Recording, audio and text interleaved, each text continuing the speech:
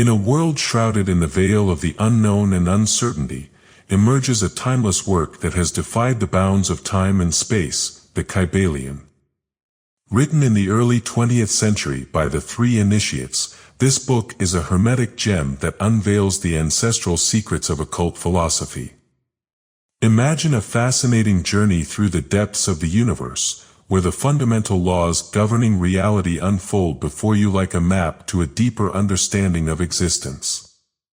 The KYBALION is much more than just a book. It is a beacon of wisdom that illuminates the pathways of self-knowledge and personal transformation. Within its chapters, you will discover the universal principles that govern all that exists, from the vast cosmos to the tiniest atom.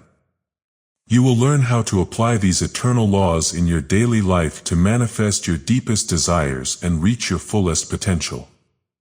Feeling trapped in life's circumstances? Longing to comprehend the purpose behind your experiences? The KYBALION invites you to explore the timeless truths that will help you break free from the chains of ignorance and soar towards the greatness that resides within you. Get ready to embark on a journey of self-discovery and consciousness expansion. Allow yourself to be enchanted by ancient teachings that transcend the barriers of time and space. Dive into the chapters of the KYBALION and awaken to the wonder of your own existence.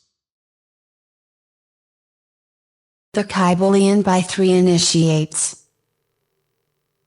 Introduction. We take great pleasure in presenting to the attention of students and investigators of the secret doctrines this little work based upon the world-old Hermetic teachings. There has been so little written upon this subject, notwithstanding the countless references to the teachings in the many works upon occultism, that the many earnest searchers after the arcane truths will doubtless welcome the appearance of the present volume. The purpose of this work is not the enunciation of any special philosophy or doctrine, but rather is to give to the students a statement of the truth that will serve to reconcile the many bits of occult knowledge that they may have acquired, but which are apparently opposed to each other and which often serve to discourage and disgust the beginner in the study. Our intent is not to erect a new temple of knowledge, but rather to place in the hands of the student a master key with which he may open the many inner doors in the temple of mystery through the main portals he has already entered.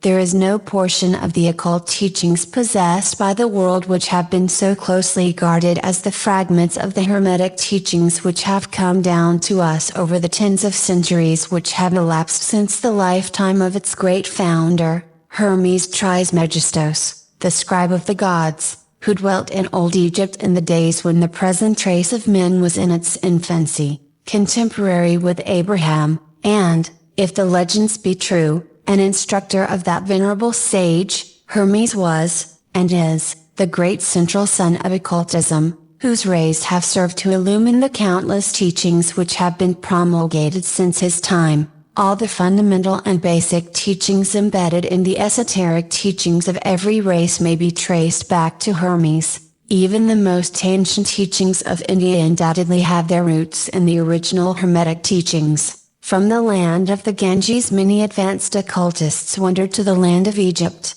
and sat at the feet of the master. From him they obtained the master key which explained and reconciled their divergent views, and thus the secret doctrine was firmly established. From other lands also came the learned ones, all of whom regarded Hermes as the master of masters, and his influence was so great that in spite of the many wanderings from the path on the part of the centuries of teachers in these different lands, there may still be found a certain basic resemblance and correspondence which underlies the many and often quite divergent theories entertained and taught by the occultists of these different lands today. The student of comparative religions will be able to perceive the influence of the Hermetic teachings in every religion worthy of the name, now known to man. Whether it be a dead religion or one in full vigor in our own times, there is always a certain correspondence in spite of the contradictory features, and the Hermetic teachings act as the great reconciler.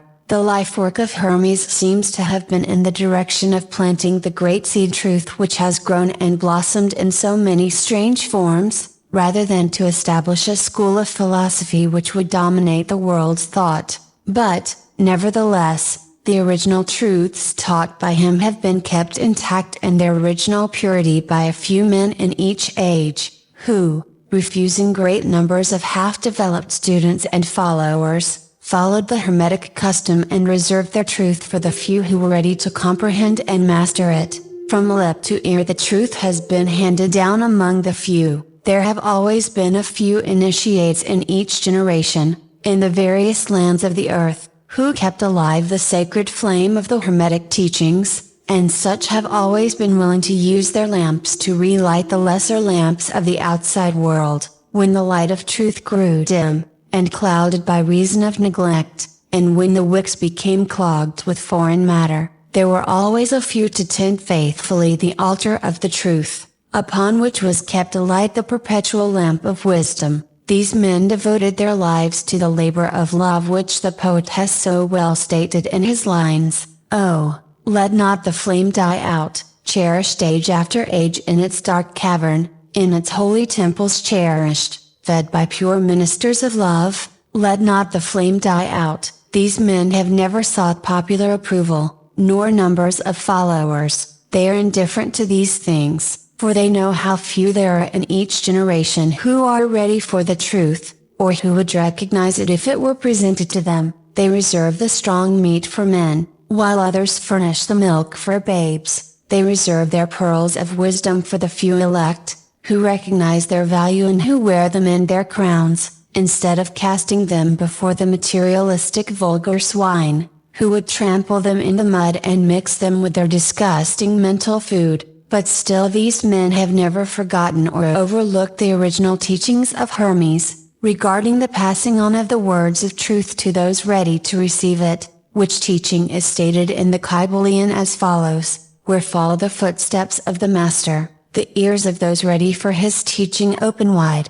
And again, "When the ears of the student are ready to hear, then cometh the lips to fill them with wisdom." But their customary attitude has always been strictly in accordance with the other Hermetic aphorism, also in the KYBALION, "The lips of wisdom are closed, except to the ears of understanding." There are those who have criticized this attitude of the Hermetists, and who have claimed that they did not manifest the proper spirit in their policy of seclusion and reticence. But a moment's glance back over the pages of history will show the wisdom of the masters, who knew the folly of attempting to teach to the world that which it was neither ready or willing to receive.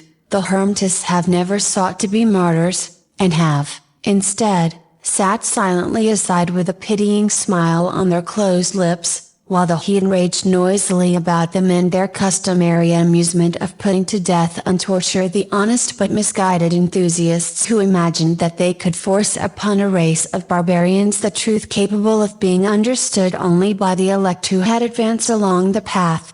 And the spirit of persecution has not as yet died out in the land. There are certain Hermetic teachings, which, if publicly promulgated, would bring down upon the teachers a great cry of scorn and revilement from the multitude, who would again raise the cry of "Crucify, crucify." In this little work we have endeavored to give you an idea of the fundamental teachings of the KYBALION, striving to give you the working principles, leaving you to apply them yourselves, rather than attempting to work out the teaching in detail. If you are a true student, you will be able to work out and apply these principles. If not, then you must develop yourself into one, for otherwise the Hermetic teachings will be as words, words, words to you, the three initiates.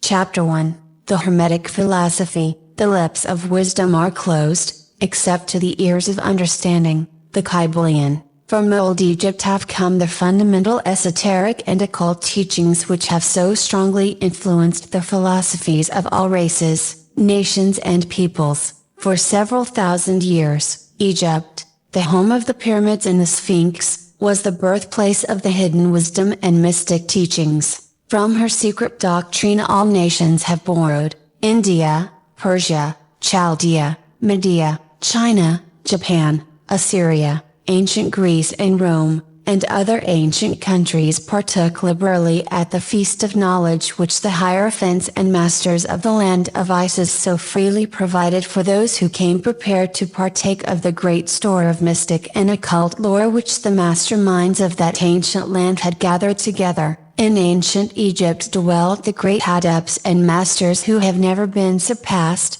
and who seldom have been equaled. During the centuries that have taken their processional flights since the days of the great Hermes, in Egypt was located the great lodge of lodges of the mystics. At the doors of her temples entered the neophytes who afterward, as hierophants, adepts, and masters, traveled to the four corners of the earth, carrying with them the precious knowledge which they were ready, anxious, and willing to pass on to those who were ready to receive the same. All students of the occult recognize the debt that they owe to these venerable masters of that ancient land, but among these great masters of ancient Egypt there once dwelt one of whom masters hailed as the Master of Masters. This man, if man indeed he was, dwelt in Egypt in the earliest days. He was known as Hermes Trismegistos. He was the father of the occult wisdom, the founder of astrology, the discoverer of alchemy. The details of his life story are lost to history, owing to the lapse of the years, though several of the ancient countries disputed with each other in their claims to the honor of having furnished his birthplace, and this thousands of years ago.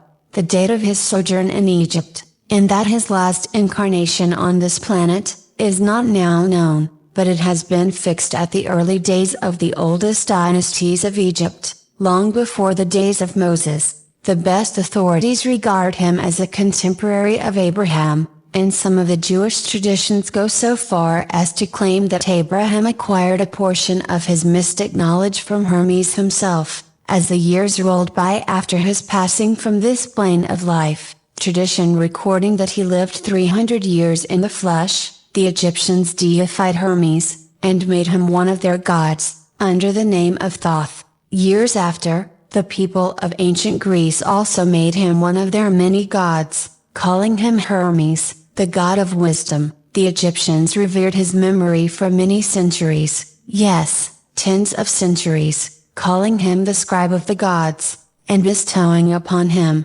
distinctively, his ancient title, Trismegistos, which means the thrice great, the great, the greatest great, in all the ancient lands. The name of Hermes Trismegistus was revered, the name being synonymous with the fount of wisdom. Even to this day, we use the term hermetic in the sense of secret, sealed so that nothing can escape, and this by reason of the fact that the followers of Hermes always observed the principle of secrecy in their teachings. They did not believe in casting pearls before swine, but rather held to the teaching milk for babes, meat for strong men, both of which maxims are familiar to readers of the Christian scriptures, but both of which had been used by the Egyptians for centuries before the Christian era. And this policy of careful dissemination of the truth has always characterized the Hermetics, even unto the present day. The Hermetic teachings are to be found in all lands, among all religions, but never identified with any particular country, nor with any particular religious sect. This because of the warning of the ancient teachers against allowing the secret doctrine to become crystallized into a creed. The wisdom of this caution is apparent to all students of history. The ancient occultism of India and Persia degenerated, and was largely lost, owing to the fact that the teachers became priests, and so mixed theology with the philosophy. The result being that the occultism of India and Persia has been gradually lost amidst the mass of religious superstition cults, creeds and gods. So it was with ancient Greece and Rome, so it was with the Hermetic teachings of the Gnostics and early Christians, which were lost at the time of Constantine, whose iron hand smothered philosophy with the blanket of theology, losing to the Christian Church that which was its very essence and spirit, and causing it to grope throughout several centuries before it found the way back to its ancient faith. The indications apparent to all careful observers in this 20th century being that the Church is now struggling to get back to its ancient mystic teachings, but there were always a few faithful souls who kept alive the flame, tending it carefully, and not allowing its light to become extinguished. And thanks to these staunch hearts, and fearless minds, we have the truth still with us, but it is not found in books, to any great extent. It has been passed along from master to student, from initiate to hierophant, from lip to ear. When it was written down at all, its meaning was veiled in terms of alchemy and astrology, so that only those possessing the key could read it aright. This was made necessary in order to avoid the persecutions of the theologians of the Middle Ages, who fought the secret doctrine with fire and sword, stake, gibbet and cross. Even to this day there will be found but few reliable books on the Hermetic philosophy, although there are countless references to it in many books written on various phases of occultism, and yet, the Hermetic philosophy is the only master key which will open all the doors of the occult teachings. In the early days, there was a compilation of certain basic Hermetic doctrines, passed on from teacher to student, which was known as the KYBALION, the exact significance and meaning of the term having been lost for several centuries. This teaching, however, is known to many to whom it has descended, from mouth to ear, on and on throughout the centuries. Its precepts have never been written down, or printed, so far as we know. It was merely a collection of maxims, axioms, and precepts, which were non-understandable to outsiders, but which were readily understood by students, after the axioms, maxims, and precepts had been explained and exemplified by the Hermetic initiates to their neophytes. These teachings really constituted the basic principles of the art of Hermetic alchemy, which, contrary to the general belief, dealt in the mastery of mental forces, rather than material elements, the transmutation of one kind of mental vibrations into others, instead of the changing of one kind of metal into another. The legends of the philosopher's stone which would turn base metal into gold, was an allegory relating to Hermetic philosophy, readily understood by all students of true Hermeticism. In this little book, of which this is the first lesson, we invite our students to examine into the Hermetic teachings, as set forth in the KYBALION, and as explained by ourselves, humble students of the teachings, who, while bearing the title of initiates, are still students at the feet of Hermes, the Master. We herein give you many of the maxims, axioms and precepts of the KYBALION, accompanied by explanations and illustrations which we deem likely to render the teachings more easily comprehended by the modern student, particularly as the original text is purposely veiled in obscure terms. The original maxims, axioms, and precepts of the KYBALION are printed herein, in quotation marks, the proper credit being given. Our own work is printed in the regular way, in the body of the work. We trust that the many students to whom we now offer this little work will derive as much benefit from the study of its pages as have the many who have gone on before, treading the same path to mastery throughout the centuries that have passed since the times of Hermes Trismegistos, the master of masters, the great in the words of the KYBALION, where follow the footsteps of the master, the ears of those ready for his teaching open wide. The KYBALION, when the ears of the student are ready to hear, then cometh lips to fill them with wisdom. The KYBALION, so that according to the teachings, the passage of this book to those ready for the instruction will attract the attention of such as are prepared to receive the teaching, and, likewise, when the pupil is ready to receive the truth, then will this little book come to him, or her. Such is the law, the Hermetic principle of cause and effect, in its aspect of the law of attraction, will bring lips and ear together, pupil and book in company, so mote it be.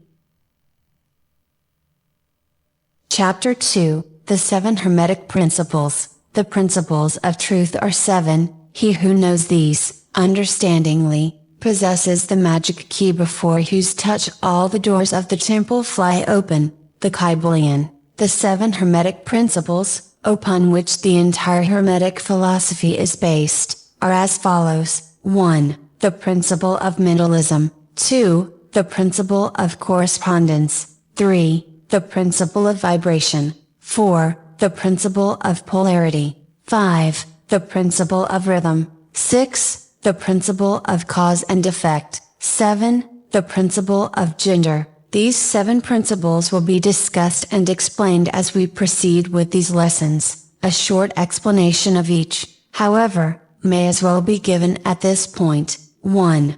The principle of mentalism. The all is mind, the universe is mental, the KYBALION. This principle embodies the truth that all is mind. It explains that the all, which is the substantial reality underlying all the outward manifestations and appearances which we know under the terms of the material universe, the phenomena of life, matter, energy, and, in short, all that is apparent to our material senses, is spirit, which in itself is unknowable and undefinable, but which may be considered and thought of as an universal, infinite, living mind. It also explains that all the phenomenal world or universe is simply a mental creation of the all, subject to the laws of created things, and that the universe, as a whole, and in its parts or units, has its existence in the mind of the all, in which mind we live and move and have our being. This principle, by establishing the mental nature of the universe, easily explains all of the varied mental and psychic phenomena that occupy such a large portion of the public attention, and which, without such explanation, are non-understandable and defy scientific treatment. An understanding of this great Hermetic principle of mentalism enables the individual to readily grasp the laws of the mental universe, and to apply the same to his well-being and advancement. The Hermetic student is enabled to apply intelligently the great mental laws, instead of using them in a haphazard manner. With Tyre Master Key in his possession, the student may unlock the many doors of the mental and psychic temple of knowledge, and enter the same freely and intelligently. This principle explains the true nature of energy, power, and matter, and why and how all these are subordinate to the mastery of mind. One of the old Hermetic masters wrote, long ages ago, "He who grasps the truth of the mental nature of the universe is well advanced on the path to mastery." And these words are as true today as at the time they were first written. Without this master key, mastery is impossible, and the student knocks in vain at the many doors of the temple. 2. The principle of correspondence. As above, so below, as below so above, the KYBALION. This principle embodies the truth that there is always a correspondence between the laws and phenomena of the various planes of being and life. The old Hermetic axiom ran in these words, as above, so below, as below, so above, and the grasping of this principle gives one the means of solving many a dark paradox, and hidden secret of nature. There are planes beyond our knowing, but when we apply the principle of correspondence to them we are able to understand much that would otherwise be unknowable to us. This principle is of universal application and manifestation, on the various planes of the material, mental, and spiritual universe. It is an universal law. The ancient Hermetists considered this principle as one of the most important mental instruments by which man was able to pry aside the obstacles which hid from view the unknown. Its use even tore aside the veil of Isis to the extent that a glimpse of the face of the goddess might be caught. Just as the knowledge of the principles of geometry enables man to measure distant suns and their movements, while seated in his observatory, so a knowledge of the principle of correspondence enables man to reason intelligently from the known to the unknown. Studying the monad, he understands the archangel. 3. The principle of vibration. Nothing arrests, everything moves, everything vibrates, the KYBALION. This principle embodies the truth that everything is in motion, everything vibrates, nothing is at rest, facts which modern science endorses, and which each new scientific discovery tends to verify, and yet this Hermetic principle was enunciated thousands of years ago, by the masters of ancient Egypt. This principle explains that the differences between different manifestations of matter, energy, mind, and even spirit, result largely from varying rates of vibration, from the all, which is pure spirit, down to the grossest form of matter, all is in vibration. The higher the vibration, the higher the position in the scale. The vibration of spirit is at such an infinite rate of intensity and rapidity that it is practically at rest, just as a rapidly moving wheel seems to be motionless. And at the other end of the scale, there are gross forms of matter whose vibrations are so low as to seem at rest. Between these poles, there are millions upon millions of varying degrees of vibration, from corpuscle and electron, atom and molecule, to worlds and universes. Everything is in vibratory motion. This is also true on the planes of energy and force, which are but varying degrees of vibration, and also on the mental planes, whose states depend upon vibrations, and even on to the spiritual planes. An understanding of this principle, with the appropriate formulas, enables Hermetic students to control their own mental vibrations as well as those of others. The masters also apply this principle to the conquering of natural phenomena, in various ways. He who understands the principle of vibration, has grasped the scepter of power, says one of the old writers. 4. The principle of polarity. Everything is dual, everything has poles, everything has its pair of opposites. Like and unlike are the same, opposites are identical in nature, but different in degree. Extremes meet, all truths are but half-truths, all paradoxes may be reconciled. The KYBALION. This principle embodies the truth that everything is dual, everything has two poles, everything has its pair of opposites, all of which were old Hermetic axioms. It explains the old paradoxes, that have perplexed so many, which have been stated as follows: thesis and antithesis are identical in nature, but different in degree. Opposites are the same, differing only in degree. The pairs of opposites may be reconciled. Extremes meet, everything is and isn't, at the same time. All truths are but half-truths, every truth is half false. There are two sides to everything. It explains that in everything there are two poles, or opposite aspects, and that opposites are really only the two extremes of the same thing, with many varying degrees between them.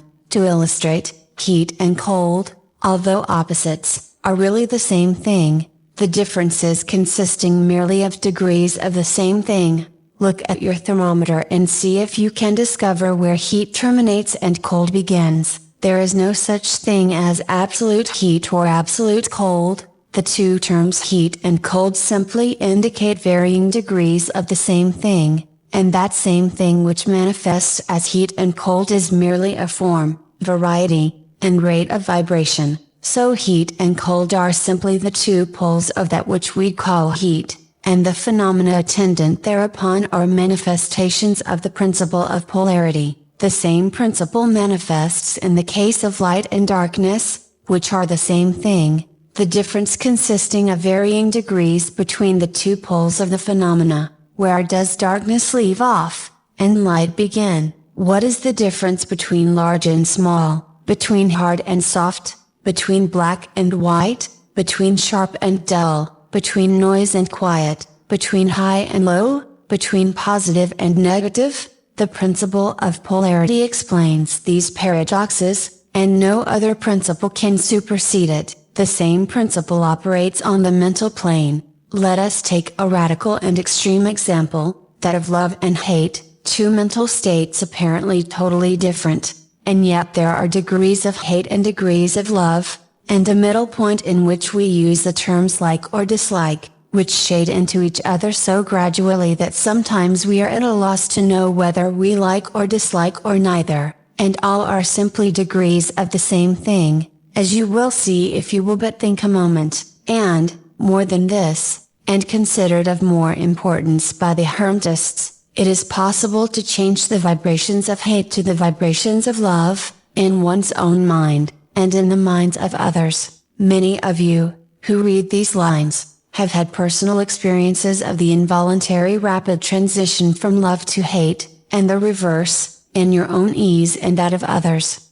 and you will therefore realize the possibility of this being accomplished by the use of the will, by means of the Hermetic formulas. Good and evil are but the poles of the same thing, and the hermetist understands the art of transmuting evil into good, by means of an application of the principle of polarity. In short, the art of polarization becomes a phase of mental alchemy known and practiced by the ancient and modern Hermetic masters. An understanding of the principle will enable one to change his own polarity, as well as that of others, if he will devote the time and study necessary to master the art.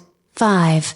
The principle of rhythm. Everything flows, out and in, everything has its tides, all things rise and fall, the pendulum swing manifests in everything, the measure of the swing to the right is the measure of the swing to the left, rhythm compensates. The KYBALION. This principle embodies the truth that in everything there is manifested a measured motion, to and fro, a flow and inflow, a swing backward and forward, a pendulum-like movement, a tide-like ebb and flow, a high tide and low tide, between the two poles which exist in accordance with the principle of polarity described a moment ago. There is always an action and a reaction, an advance and a retreat, a rising and a sinking. This is in the affairs of the universe, suns, worlds, men, animals, mind, energy, and matter. This law is manifest in the creation and destruction of worlds, in the rise and fall of nations, in the life of all things,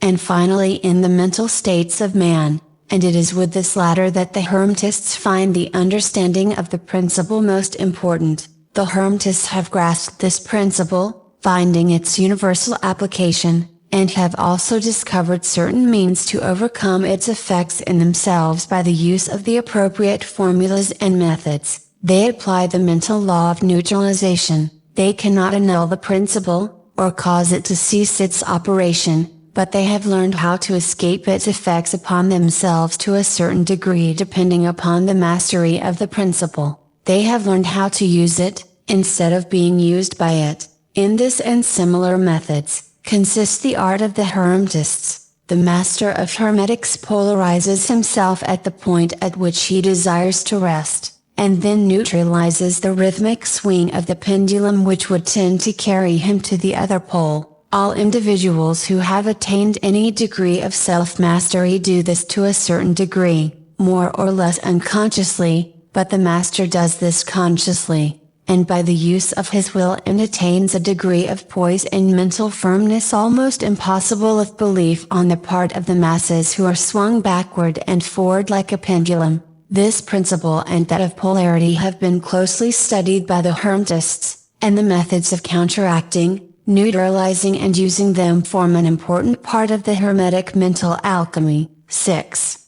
The principle of cause and effect. Every cause has its effect. Every effect has its cause, everything happens according to law. Chance is but a name for law not recognized. There are many plans of causation, but nothing escapes the law. The KYBALION. This principle embodies the fact that there is a cause for every effect, an effect from every cause. It explains that everything happens according to law, that nothing ever merely happens, that there is no such thing as chance, that while there are various planes of cause and effect, the higher dominating the lower planes, still nothing ever entirely escapes the law. The Hermetists understand the art and methods of rising above the ordinary plane of cause and effect, to a certain degree, and by mentally rising to a higher plane they become causers instead of effects. The masses of people are carried along, obedient to environment, the wills and desires of others stronger than themselves,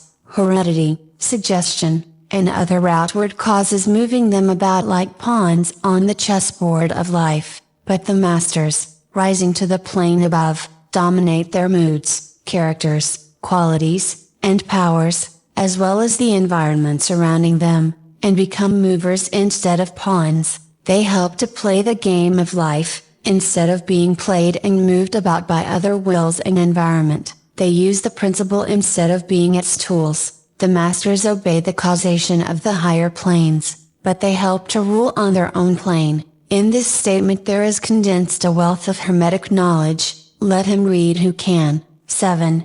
The principle of gender. Gender is in everything. Everything has its masculine and feminine principles. Gender, manifests on all planes, the KYBALION. This principle embodies the truth that there is gender manifested in everything, the masculine and feminine principles ever at work. This is true not only of the physical plane, but of the mental and even the spiritual planes. On the physical plane, the principle manifests as sex. On the higher planes it takes higher forms, but the principle is ever the same. No creation, physical, mental or spiritual, is possible without this principle. An understanding of its laws will throw light on many a subject that has perplexed the minds of men. The principle of gender works ever in the direction of generation, regeneration, and creation. Everything, and every person, contains the two elements or principles, or this great principle, within it,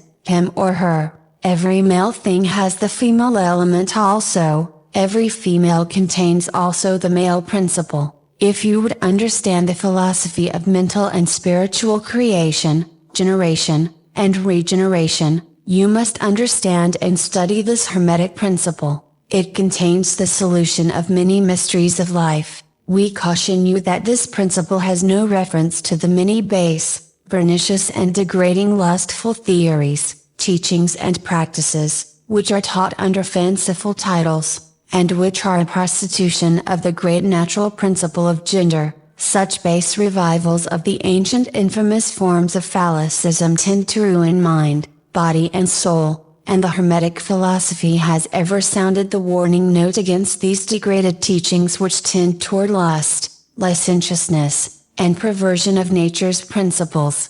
If you seek such teachings, you must go elsewhere for them. Hermeticism contains nothing for you along these lines. To the pure, all things are pure. To the base, all things are base. Chapter 3, Mental Transmutation. Mind, as well as metals and elements, may be transmuted, from state to state, degree to degree, condition to condition, pole to pole, vibration to vibration. True Hermetic transmutation is a mental art, the KYBALION. As we have stated, the Hermetists were the original alchemists, astrologers, and psychologists, Hermes having been the founder of these schools of thought. From astrology has grown modern astronomy, from alchemy has grown modern chemistry, from the mystic psychology has grown the modern psychology of the schools. But it must not be supposed that the ancients were ignorant of that which the modern schools suppose to be their exclusive and special property. The records engraved on the stones of ancient Egypt show conclusively that the ancients had a full comprehensive knowledge of astronomy, the very building of the pyramids showing the connection between their design and the study of astronomical science. Nor were they ignorant of chemistry, for the fragments of the ancient writings show that they were acquainted with the chemical properties of things. In fact, the ancient theories regarding physics are being slowly verified by the latest discoveries of modern science, notably those relating to the constitution of matter. Nor must it be supposed that they were ignorant of the so-called modern discoveries in psychology. On the contrary, the Egyptians were especially skilled in the science of psychology, particularly in the branches that the modern schools ignore, but which, nevertheless, are being uncovered under the name of psychic science, which is perplexing the psychologists of today, and making them reluctantly admit that there may be something in it after all. The truth is, that beneath the material chemistry, astronomy and psychology, that is, the psychology in its phase of brain action, the ancients possessed a knowledge of transcendental astronomy, called astrology, of transcendental chemistry, called alchemy, of transcendental psychology, called mystic psychology. They possess the inner knowledge as well as the outer knowledge, the latter alone being possessed by modern scientists. Among the many secret branches of knowledge possessed by the Hermetists, was that known as mental transmutation, which forms the subject matter of this lesson. Transmutation is a term usually employed to designate the ancient art of the transmutation of metals, particularly of the base metals into gold. The word transmute means to change from one nature, form, or substance, into another, to transform. Webster, and accordingly, mental transmutation means the art of changing and transforming mental states, forms, and conditions, into others. So you may see that mental transmutation is the art of mental chemistry, if you like the term, a form of practical mystic psychology. But this means far more than appears on the surface. Transmutation, alchemy, or chemistry, on the mental plane is important enough in its effects, to be sure, and if the art stopped there it would still be one of the most important branches of study known to man. But this is only the beginning. Let us see why. The first of the 7 Hermetic principles is the principle of mentalism, the axiom of which is the all is mind, the universe is mental, which means that the underlying reality of the universe is mind, and the universe itself is mental, that is, existing in the mind of the all. We shall consider this principle in succeeding lessons, but let us see the effect of the principle if it be assumed to be true. If the universal is mental in its nature, then mental transmutation must be the art of changing the conditions of the universe, along the lines of matter, force and mind. So you see, therefore, that mental transmutation is really the magic of which the ancient writers had so much to say in their mystical works, and about which they gave so few practical instructions. If all be mental, then the art which enables one to transmute mental conditions must render the master the controller of material conditions as well as those ordinarily called mental. As a matter of fact, none but advanced mental alchemists have been able to attain the degree of power necessary to control the grosser physical conditions, such as the control of the elements of nature, the production or cessation of tempests, the production and cessation of earthquakes and other great physical phenomena. But that such men have existed, and do exist today, is a matter of earnest belief to all advanced occultists of all schools. That the masters exist, and have these powers, the best teachers assure their students, having had experiences which justified them in such belief and statements. These masters did not make public exhibitions of their powers, but seek seclusion from the crowds of men, in order to better work their way along the path of attainment. We mention their existence, at this point, merely to call your attention to the fact that their power is entirely mental, and operates along the lines of the higher mental transmutation. Under the Hermetic principle of mentalism, the universe is mental, the KYBALION, but students and Hermetists of lesser degree than masters, the initiates and teachers, are able to freely work along the mental plane, in mental transmutation. In fact, all that we call psychic phenomena, mental influence, mental science, new thought phenomena, operates along the same general lines, for there is but one principle involved, no matter by what name the phenomena be called. The student and practitioner of mental transmutation works among the mental plane, transmuting mental conditions, states, into others, according to various formulas, more or less efficacious. The various treatments, affirmations,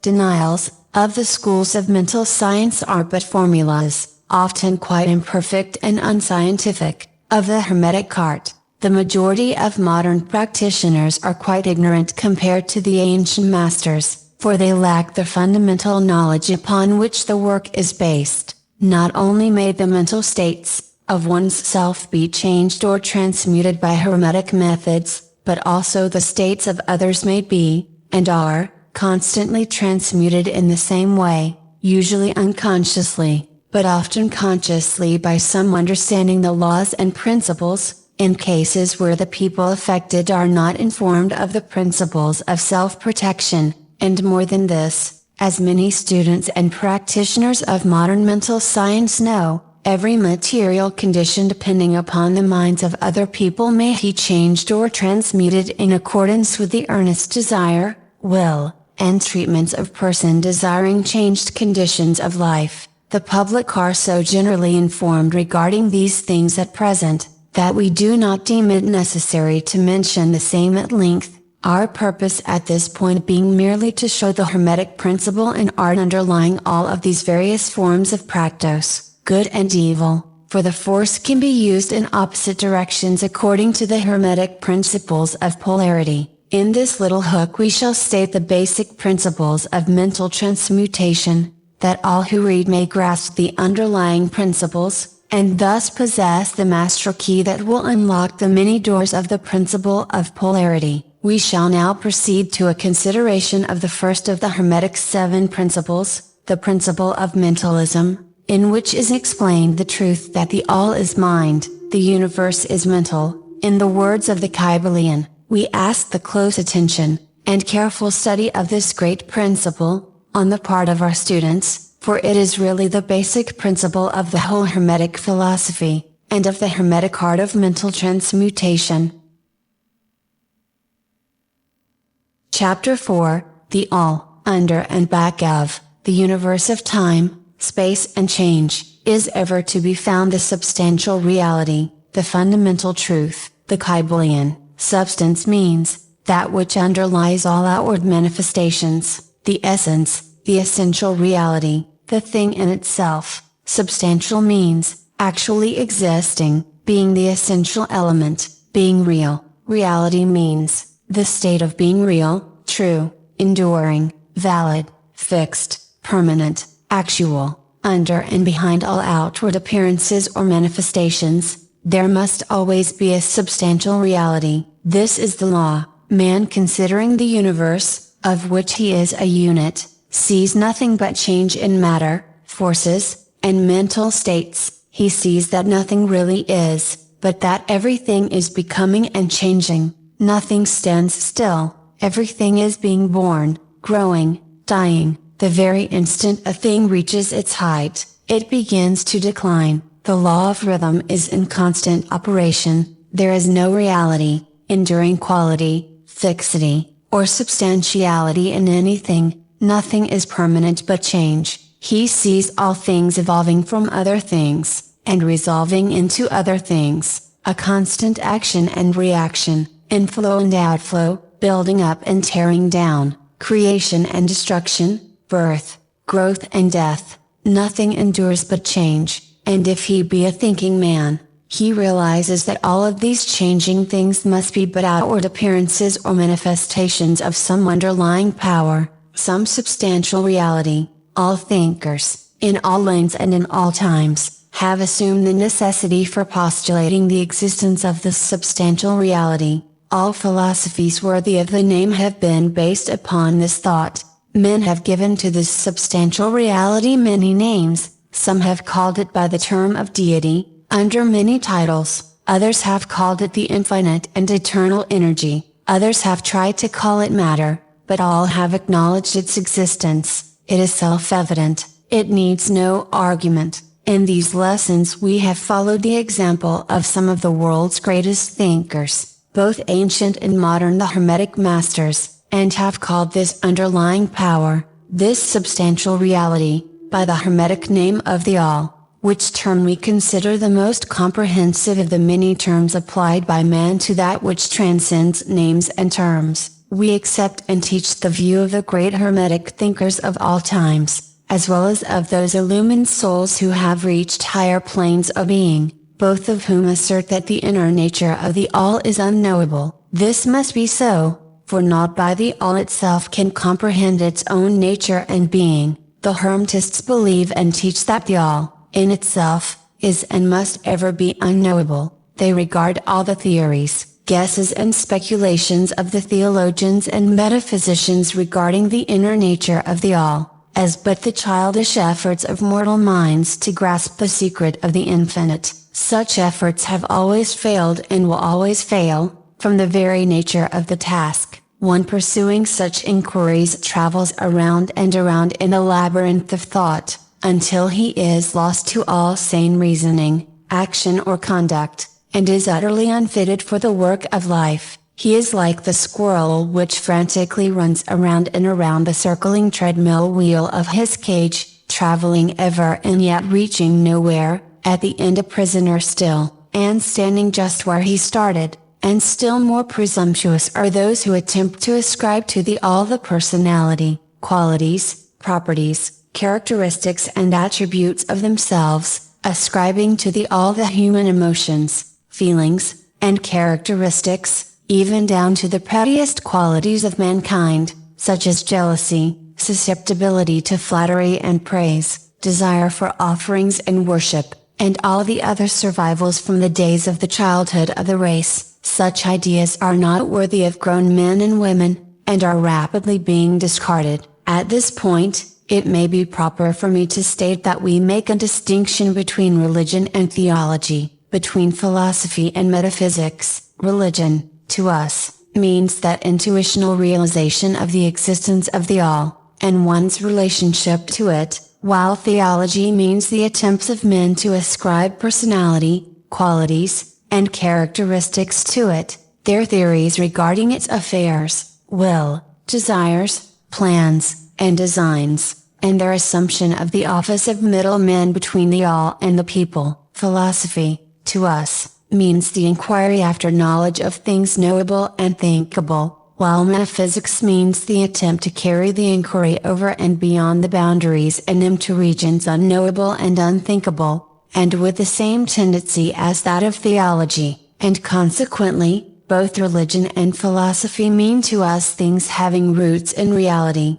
while theology and metaphysics seem like broken reeds, rooted in the quicksands of ignorance, and affording naught but the most insecure support for the mind or soul of man. We do not insist upon our students accepting these definitions, we mention them merely to show our position. At any rate, Jan shall hear very little about theology and metaphysics in these lessons. That which is the fundamental truth, the substantial reality, is beyond true naming, but the wise men call it the all, the KYBALION. In its essence, the all is unknowable, the KYBALION, but, the report of reason must be hospitably received, and treated with respect. The KYBALION, the human reason, whose reports we must accept so long as we think at all, informs us as follows regarding the all, and that without attempting to remove the veil of the unknowable. 1. The all must be all that really is. There can be nothing existing outside of the all, else the all would not be the all. 2. The all must be infinite,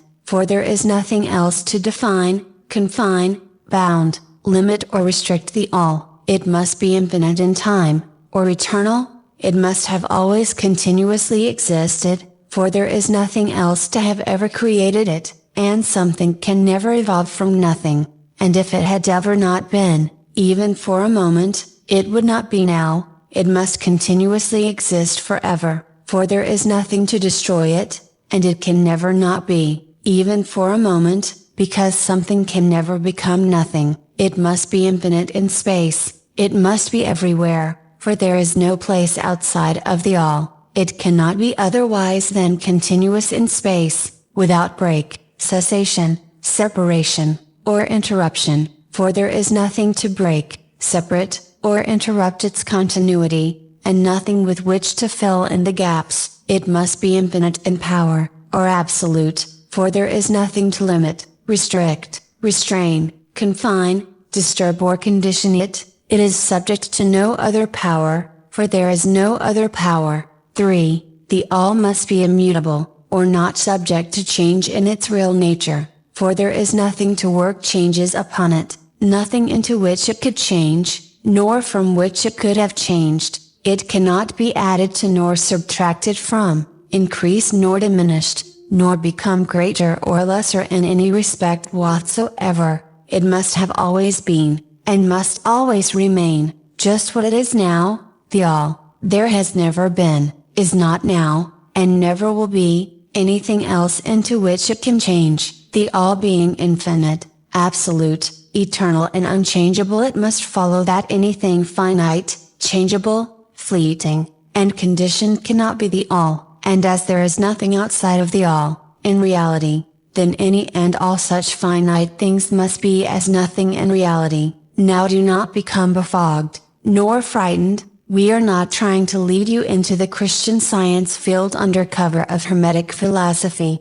There is a reconciliation of this apparently contradictory state of affairs. Be patient, we will reach it in time. We see around us that which is called matter, which forms the physical foundation for all forms. Is the all merely matter? Not at all. Matter cannot manifest life or mind, and as life and mind are manifested in the universe, the all cannot be matter, for nothing rises higher than its own source, nothing is ever manifested in an effect that is not in the cause, nothing is evolved as a consequent that is not involved as an antecedent. And then modern science informs us that there is really no such thing as matter, that what we call matter is merely interrupted energy or force, that is, energy or force at a low rate of vibration. As a recent writer has said, matter has melted into mystery. Even material science has abandoned the theory of matter, and now rests on the basis of energy. Then is the all mere energy or force? Not energy or force as the materialists use the terms, for their energy and force are blind,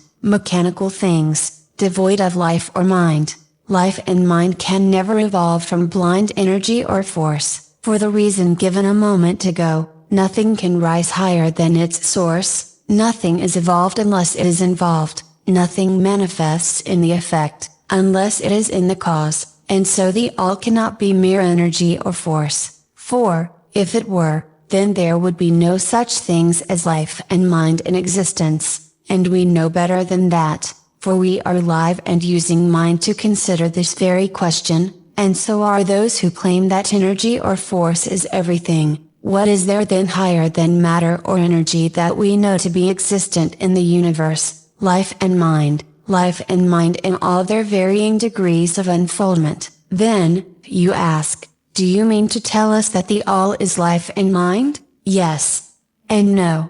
Is our answer. If you mean life and mind as we poor petty mortals know them, we say no, the all is not that. But what kind of life and mind do you mean, you ask?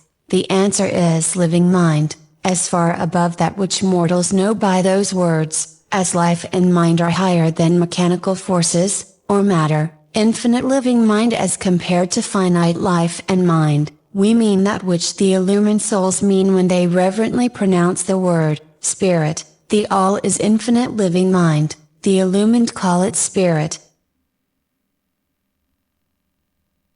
Chapter 5, The Mental Universe. The universe is mental, held in the mind of the all, the KYBALION. The all is spirit, but what is spirit? This question cannot be answered, for the reason that its definition is practically that of the all, which cannot be explained or defined. Spirit is simply a name that men give to the highest conception of infinite living mind. It means the real essence, it means living mind, as much superior to life and mind as we know them, as the latter are superior to mechanical energy and matter. Spirit transcends our understanding, and we use the term merely that we may think or speak of the all. For the purposes of thought and understanding, we are justified in thinking of spirit as infinite living mind, at the same time acknowledging that we cannot fully understand it. We must either do this or stop thinking of the matter at all. Let us now proceed to a consideration of the nature of the universe, as a whole and in its parts. What is the universe? We have seen that there can be nothing outside of the all. Then is the universe the all? No,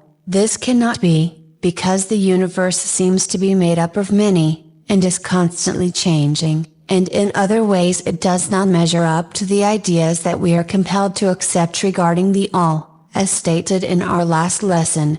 Then if the universe be not the all, then it must be nothing, such is the inevitable conclusion of the mind at first thought. But this will not satisfy the question, for we are sensible of the existence of the universe. Then if the universe is neither the all, nor nothing, what can it be? Let us examine this question. If the universe exists at all, or seems to exist, it must proceed in some way from the all. It must be a creation of the all, but as something can never come from nothing, from what could the all have created it? Some philosophers have answered this question by saying that the all created the universe from itself, that is, from the being and substance of the all. But this will not do, for the all cannot be subtracted from, nor divided, as we have seen. And then again, if this be so, would not each particle in the universe be aware of its being the all could not lose its knowledge of itself, nor actually become an atom, or blind force, or lowly living thing. Some men, indeed, realizing that the all is indeed all, and also recognizing that they, the men, existed, have jumped to the conclusion that they and the all are identical, and they have filled the air with shouts of "I am God," to the amusement of the multitude and the sorrow of sages. The claim of the corpuscle that, "I am man," would be modest in comparison. But, what indeed is the universe, if it be not the all, not yet created by the all having separated itself into fragments? What else can it be? Of what else can it be made? This is the great question. Let us examine it carefully. We find here that the principle of correspondence, see lesson I, comes to our aid here. The old Hermetic axiom, "as above so below," may be pressed into service at this point.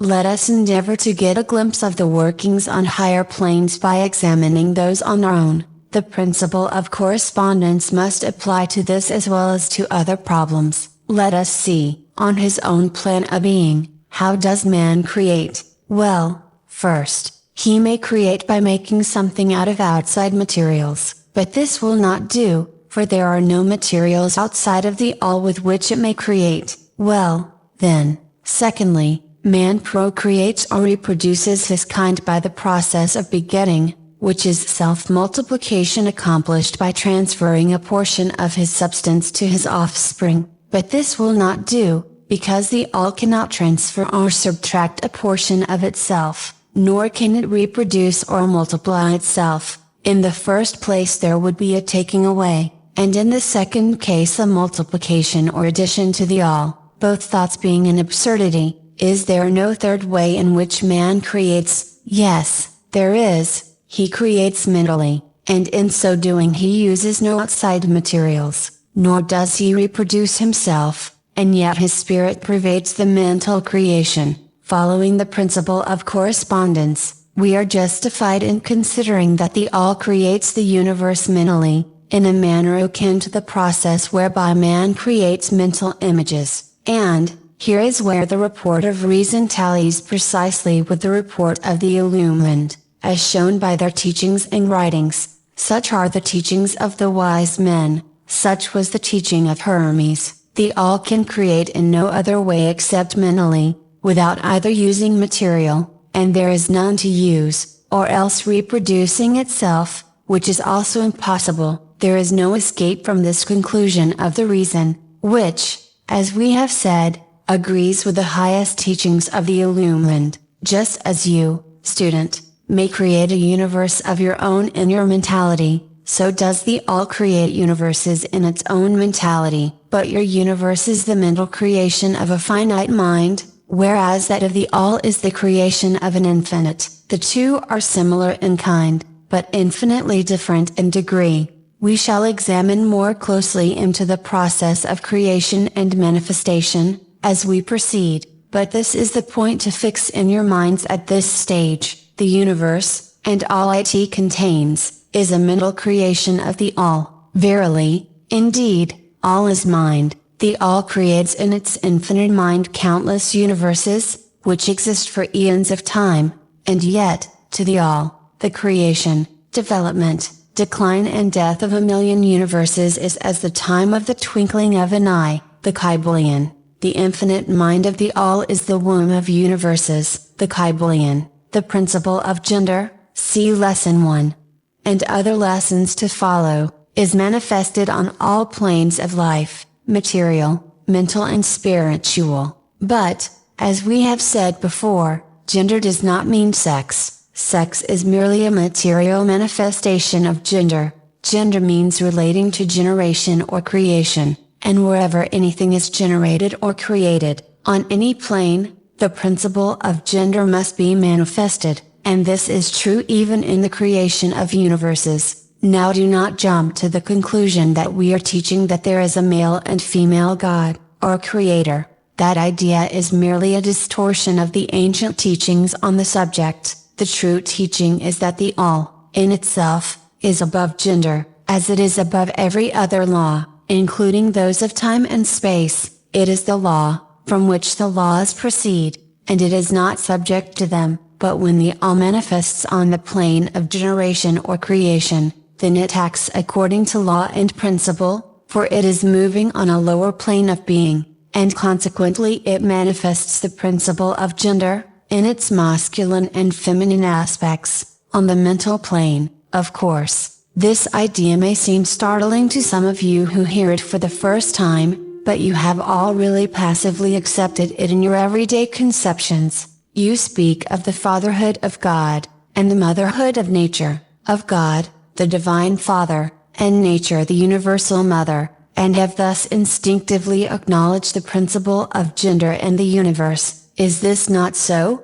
But, the Hermetic teaching does not imply a real duality. The all is one. The two aspects are merely aspects of manifestation. The teaching is that the masculine principle manifested by the all stands, in a way, apart from the actual mental creation of the universe. It projects its will toward the feminine principle, which may be called nature, whereupon the latter begins the actual work of the evolution of the universe, from simple centers of activity onto man, and then on and on still higher, all according to well established and firmly enforced laws of nature. If you prefer the old figures of thought, you may think of the masculine principle as God, the Father, and of the feminine principle as nature, the universal mother, from whose womb all things have been born. This is more than a mere poetic figure of speech. It is an idea of the actual process of the creation of the universe. But always remember,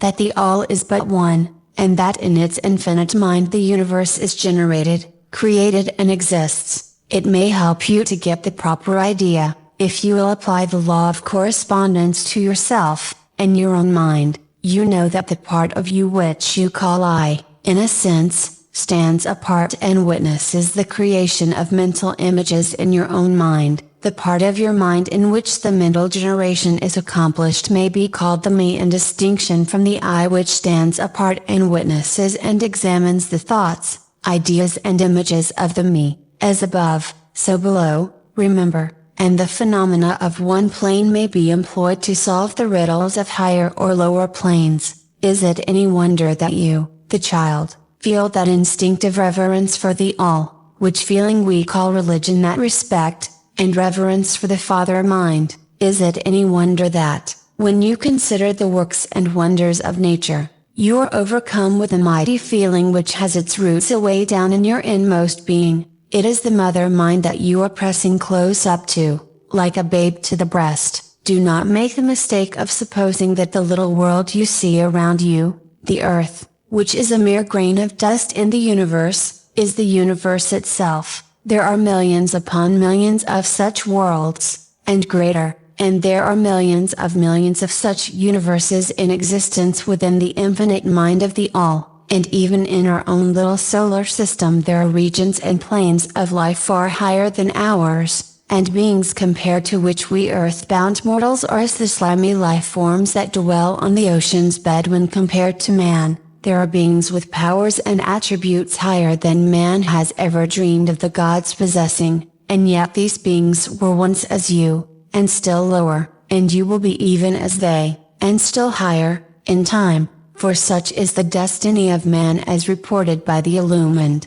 and death is not real, even in the relative sense, it is but birth to a new life, and you shall go on, and on, and on, to higher and still higher planes of life. For eons upon eons of time, the universe is your home, and you shall explore its farthest recesses before the end of time. You are dwelling in the infinite mind of the all, and your possibilities and opportunities are infinite, both in time and space, and at the end of the grand cycle of eons, when the all shall draw back into itself all of its creations, you will go gladly, for you will then be able to know the whole truth of being at one with the all. Such is the report of the illumined, those who have advanced well along the path, and, in the meantime, rest calm and serene. You are safe and protected by the infinite power of the Father-Mother mind. Within the Father-Mother mind, mortal children are at home, the KYBALION. There is not one who is fatherless, nor motherless in the universe, the KYBALION.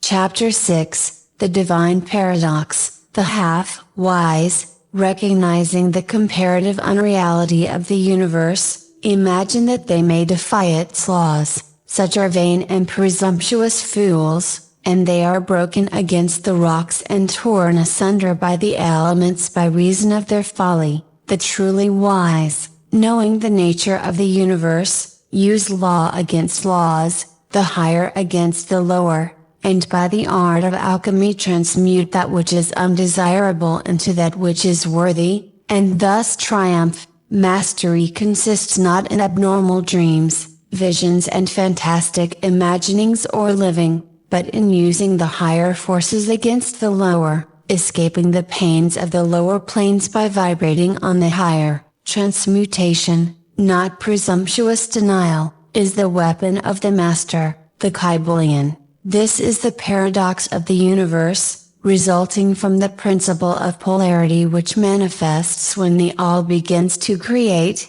Hearken to it, for it points the difference between half-wisdom and wisdom, while to the infinite all, the universe, its laws, its powers, its life, its phenomena, are as things witnessed in the state of meditation or dream. Yet to all that is finite, the universe must be treated as real, and life, and action, and thought, must be based thereupon. Accordingly, although with an ever understanding of the higher truth, each according to its own plane and laws, were the all to imagine that the universe were indeed reality, then woe to the universe, for there would be then no escape from lower to higher, divinerd. Then would the universe become a fixity and progress would become impossible, and if man, owing to half-wisdom, acts and lives and thinks of the universe as merely a dream, akin to his own finite dreams, then indeed does it so become for him, and like a sleepwalker he stumbles ever around and around in a circle,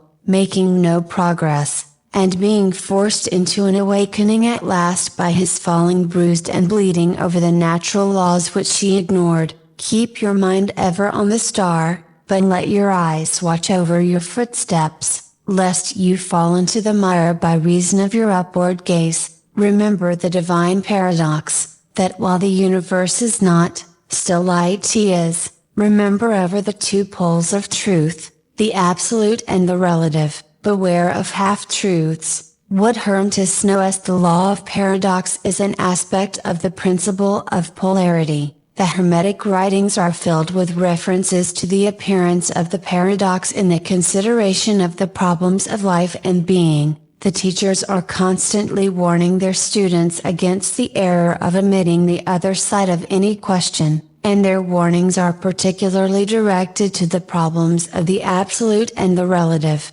which perplex all students of philosophy, and which cause so many to think and act contrary to what is generally known as common sense, and we caution all students to be sure to grasp the divine paradox of the absolute and relative, lest they become entangled in the mire of the half-truth. With this in view, this particular lesson has been written. Read it carefully. The first thought that comes to the thinking man after he realizes the truth that the universe is a mental creation of the all, is that the universe and all that it contains is a mere illusion, an unreality, against which idea his instincts revolt. But this, like all other great truths, must be considered both from the absolute and the relative points of view. From the absolute viewpoint, of course, the universe is in the nature of an illusion, a dream, a phantasmagoria,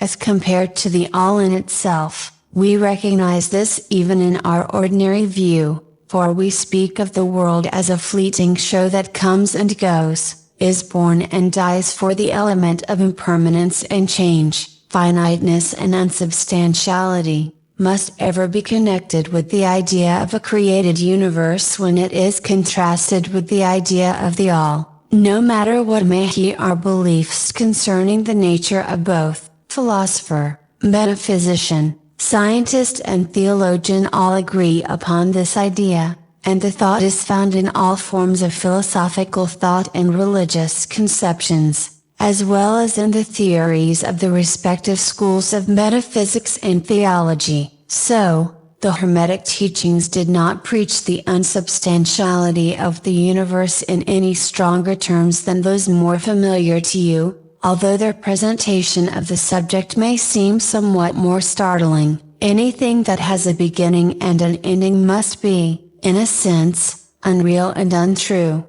and the universe comes under the rule, in all schools of thought, from the absolute point of view, there is nothing real except the all. No matter what terms we may use in thinking of, or discussing the subject, whether the universe be created of matter, or whether it be a mental creation in the mind of the all, it is unsubstantial, non-enduring, a thing of time, space and change. We want you to realize this fact thoroughly, before you pass judgment on the Hermetic conception of the mental nature of the universe. Think over any and all of the other conceptions, and see whether this be not true of them. But the absolute point of view shows merely one side of the picture, the other side is the relative one. Absolute truth has been defined as things as the mind of God knows them, while relative truth is things as the highest reason of man understands them. And so while to the all the universe must be unreal and illusionary, a mere dream or result of meditation, nevertheless, to the finite minds forming a part of that universe, and viewing it through mortal faculties, the universe is very real indeed, and must be so considered. In recognizing the absolute view, we must not make the mistake of ignoring or denying the facts and phenomena of the universe as they present themselves to our mortal faculties. We are not the all. Remember, to take familiar illustrations, we all recognize the fact that matter exists to our senses. We will fare badly if we do not, and yet, even our finite minds understand the scientific dictum that there is no such thing as matter from a scientific point of view. That which we call matter is held to be merely an aggregation of atoms, which atoms themselves are merely a grouping of units of force, called electrons or ions, vibrating and in constant circular motion. We kick a stone and we feel the impact. It seems to be real, notwithstanding that we know it to be merely what we have stated above. But remember that our foot, which feels the impact by means of our brains, is likewise matter, so constituted of electrons, and for that matter so are our brains, and, at the best, if it were not by reason of our mind, we would not know the foot or stone at all. Then again, the ideal of the artist or sculptor, which he is endeavoring to reproduce in stone or on canvas, seems very real to him. So do the characters in the mind of the author, or dramatist, which he seeks to express so that others may recognize them. And if this be true in the case of our finite minds, what must be the degree of reality in the mental images created in the mind of the infinite? Oh, friends, to mortals this universe of mentality is very real indeed. It is the only one we can ever know, though we rise from plane to plane, higher and higher in it. To know it otherwise, by actual experience, we must be the all itself. It is true that the higher we rise in the scale, the nearer to the mind of the Father we reach, the more apparent becomes the illusory nature of finite things. But not until the all finally withdraws us into itself does the vision actually vanish. So, we need not dwell upon the feature of illusion, rather let us, recognizing the real nature of the universe, seek to understand its mental laws, and endeavor to use them to the best effect in our upward progress through life. As we travel from plane to plane of being, the laws of the universe are none the less iron laws because of the mental nature. All, except the all, are bound by them. What is in the infinite mind of the all is real in a degree second only to that reality itself which is vested in the nature of the all. So, Do not feel insecure or afraid. We were all held firmly in the infinite mind of the All, and there is naught to hurt us or for us to fear. There is no power outside of the All to affect us, so we may rest calm and secure. There is a world of comfort and security in this realization when once attained. Then calm and peaceful do we sleep, rocked in the cradle of the deep, resting safely on the bosom of the ocean of infinite mind, which is the All. In the All, indeed, do we live and move and have our being. Matter is none the less matter to us,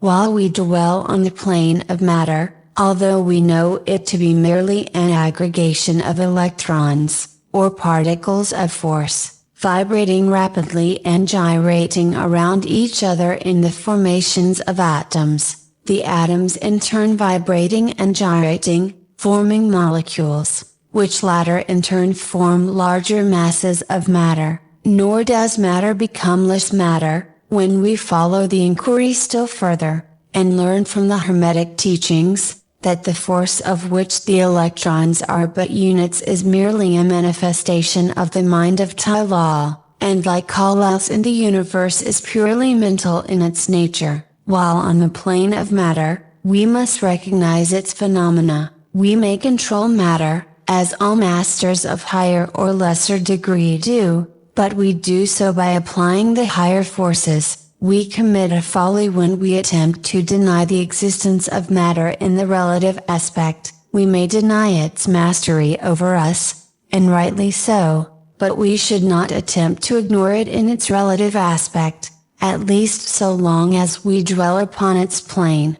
Nor do the laws of nature become less constant or effective, when we know them, likewise, to be merely mental creations. They are in full effect on the various planes. We overcome the lower laws, by applying still higher ones, and in this way only, but we cannot escape law or rise above it entirely. Nothing but the All can escape law, and that because the All is law itself, from which all laws emerge. The most advanced masters may acquire the powers usually attributed to the gods of men, and there are countless ranks of being, in the great hierarchy of life, whose being and power transcends even that of the highest masters among men to a degree unthinkable by mortals. But even the highest master, and the highest being, must bow to the law, and be as nothing in the eye of the All. So that if even these highest beings, whose powers exceed even those attributed by men to their gods, if even these are bound by and are subservient to law, then imagine the presumption of mortal man, of our race and grade, when he dares to consider the laws of nature as unreal, visionary and illusory, because he happens to be able to grasp the truth that the laws are mental in nature, and simply mental creations of the All. Those laws which the All intends to be governing laws are not to be defied or argued away. So long as the universe endures, will they endure, for the universe exists by virtue of these laws which form its framework and which hold it together. The Hermetic principle of mentalism, while explaining the true nature of time universe upon the principle that all is mental, does not change time scientific conceptions of the universe, life,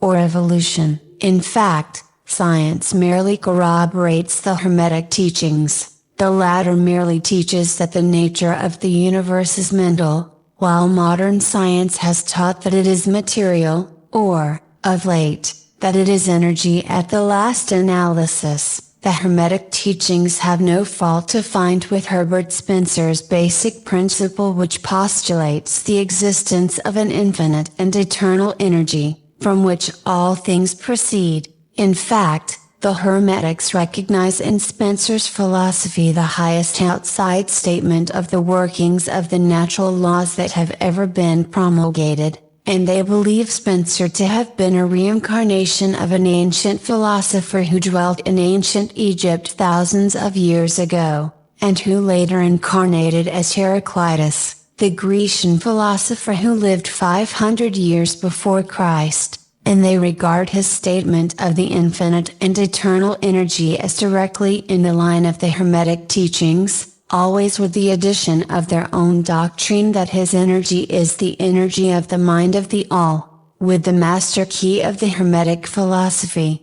the student of Spencer will be able to unlock many doors of the inner philosophical conceptions of the great English philosopher, whose work shows the results of the preparation of his previous incarnations. His teachings regarding evolution and rhythm are in almost perfect agreement with the Hermetic teachings regarding the principle of rhythm, so, the student of Hermetics need not lay aside any of his cherished scientific views regarding the universe. All he is asked to do is to grasp the underlying principle of the all is mind. The universe is mental, held in the mind of the all. He will find that the other 6 of the 7 principles will fit into his scientific knowledge, and will serve to bring out obscure points and to throw light in dark corners. This is not to be wondered at, when we realize the influence of the Hermetic thought on the early philosophers of Greece,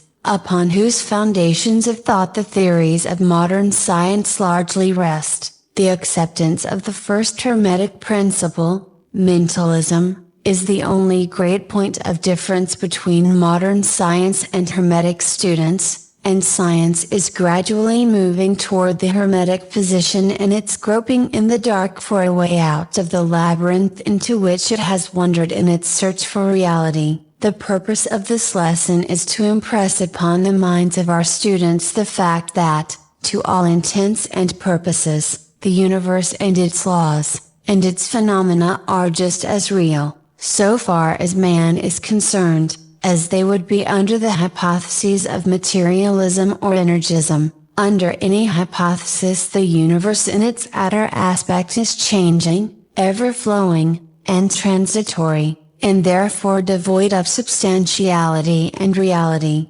But, note the other pole of the truth, under any of the same hypotheses, we are compelled to act and live as if the fleeting things were real and substantial, with this difference, always, between the various hypotheses, that under the old views mental power was ignored as a natural force, while under mentalism it becomes the greatest natural force, and this one difference revolutionizes life, to those who understand the principle and its resulting laws and practice. So, finally, students all, grasp the advantage of mentalism, and learn to know, use and apply the laws resulting therefrom, but do not yield to the temptation which, as the KYBALION states, overcomes the half-wise and which causes them to be hypnotized by the apparent unreality of things, the consequence being that they wander about like dream people dwelling in a world of dreams,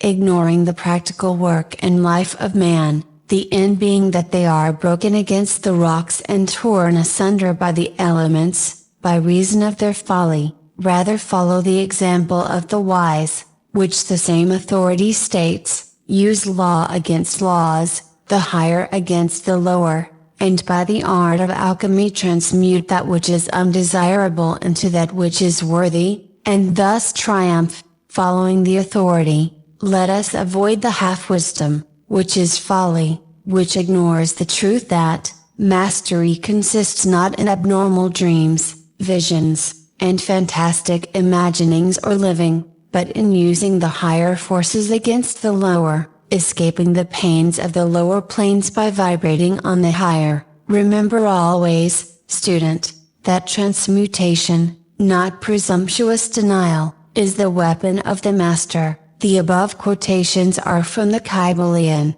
and are worthy of being committed to memory by the student. We do not live in a world of dreams, but in an universe which, while relative, is real so far as our lives and actions are concerned. Our business in the universe is not to deny its existence, but to live. Using the laws to rise from lower to higher, living on, doing the best that we can under the circumstances arising each day, and living, so far as is possible, to our highest ideas and ideals. The true meaning of life is not known to men on this plane, if, indeed, to any, but the highest authorities, and our own intuitions, teach us that we will make no mistake in living up to the best that is in us, so far as is possible, and realizing the universal tendency in the same direction in spite of apparent evidences to the contrary. We are all on the path, and the road leads upward ever, with frequent resting places. Read the message of the KYBALION, and follow the example of the wise, avoiding the mistake of the half-wise who perish by reason of their folly. Chapter 7, The All in All. While all is in the all, it is equally true that the all is in all. To him who truly understands this truth hath come great knowledge. The KYBALION. How often have the majority of people heard repeated the statement that their deity, called by many names, was all in all, and how little have they suspected the inner occult truth concealed by these carelessly uttered words. The commonly used expression is a survival of the ancient Hermetic maxim quoted above, as the KYBALION says, to him who truly understands this truth, hath come great knowledge, and, this being so, let us seek this truth, the understanding of which means so much. In this statement of truth, this Hermetic maxim, is concealed one of the greatest philosophical, scientific and religious truths. We have given you the Hermetic teaching regarding the mental nature of the universe, the truth that the universe is mental, held in the mind of the all, as the KYBALION says, in the passage quoted above, all is in the all. But note also the correlated statement, that, it is equally true that the all is in all. This apparently contradictory statement is reconcilable under the law of paradox. It is, moreover, an exact Hermetic statement of the relations existing between the all and its mental universe. We have seen how all is in the all. Now let us examine the other aspect of the subject. The Hermetic teachings are to the effect that the all is immanent in, remaining within, inherent, abiding within, its universe, and in every part, particle, unit, or combination, within the universe. This statement is usually illustrated by the teachers by a reference to the principle of correspondence. The teacher instructs the student to form a mental image of something, a person, an idea, something having a mental form. The favorite example being that of the author or dramatist forming an idea of his characters, or a painter or sculptor forming an image of an ideal that he wishes to express by his art. In each case, the student will find that while the image has its existence, and being, solely within his own mind, yet he, the student, author, dramatist, painter, or sculptor, is, in a sense, immanent in, remaining within, or abiding within, the mental image also. In other words, the entire virtue, life, spirit, of reality in the mental image is derived from the immanent mind of the thinker. Consider this for a moment, until the idea is grasped. To take a modern example, let us say that Othello, Iago, Hamlet, Lear, Richard III, existed merely in the mind of Shakespeare, at the time of their conception or creation, and yet, Shakespeare also existed within each of these characters, giving them their vitality, spirit, and action. Whose is the spirit of the characters that we know as Micawber,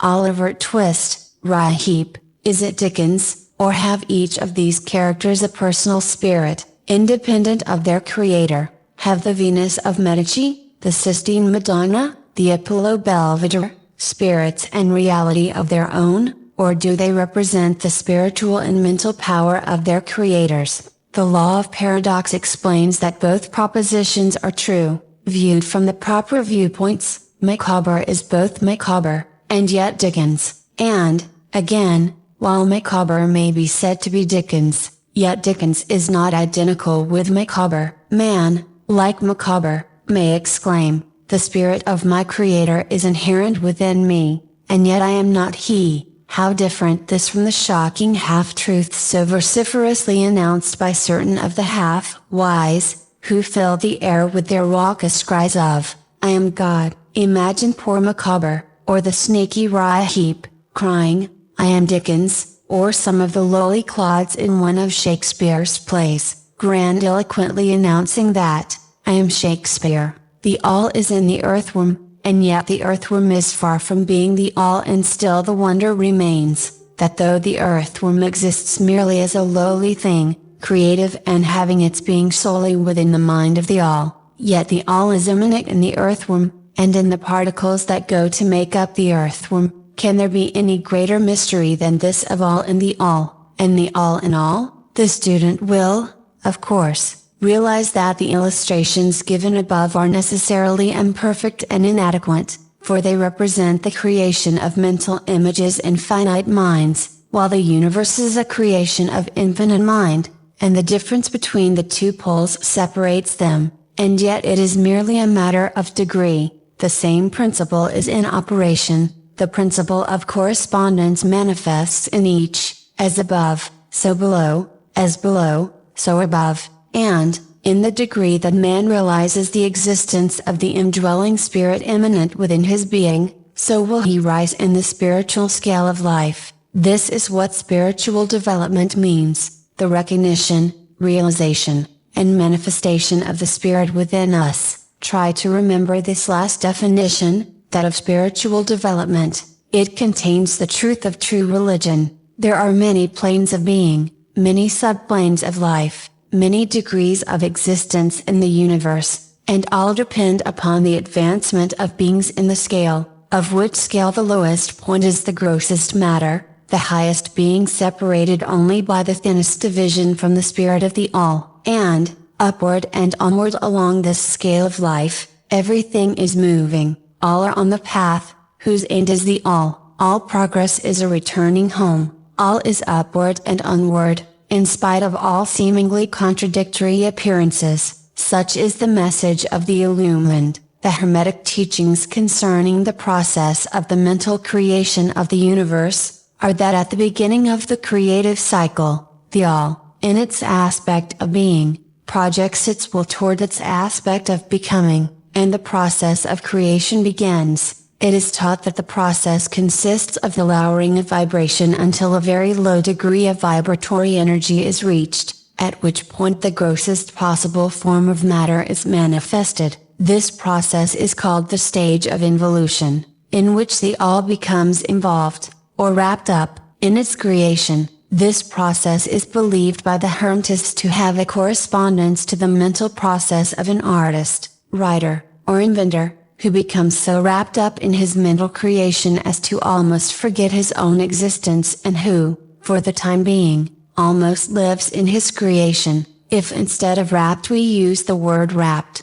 perhaps we will give a better idea of what is meant. This involuntary stage of creation is sometimes called the outpouring of the divine energy, just as the evolutionary state is called the indwelling. The extreme pole of the creative process is considered to be the furthest removed from the all, while the beginning of the evolutionary stage is regarded as the beginning of the return swing of the pendulum of rhythm, a coming home idea being held in all of the Hermetic teachings. The teachings are that during the outpouring, the vibrations become lower and lower until finally the urge ceases, and the return swing begins. But there is this difference, that while in the outpouring the creative forces manifest compactly and as a whole, yet from the beginning of the evolutionary or indwelling stage, there is manifested the law of individualization, that is, the tendency to separate into units of force, so that finally that which left the all as unindividualized energy returns to its source as countless highly developed units of life, having risen higher and higher in the scale by means of physical, mental and spiritual evolution. The ancient Hermetists used the word meditation, in describing the process of the mental creation of the universe in the mind of the all, the word contemplation also being frequently employed. But the idea intended seems to be that of the employment of the divine attention. Attention is a word derived from the Latin root, meaning to reach out, to stretch out, and so the act of attention is really a mental reaching out, extension of mental energy. so that the underlying idea is readily understood when we examine into the real meaning of attention. The Hermetic teachings regarding the process of evolution are that, the All, having meditated upon the beginning of the creation, having thus established the material foundations of the universe, having thought it into existence, then gradually awakens or rouses from its meditation and in so doing starts into manifestation the process of evolution,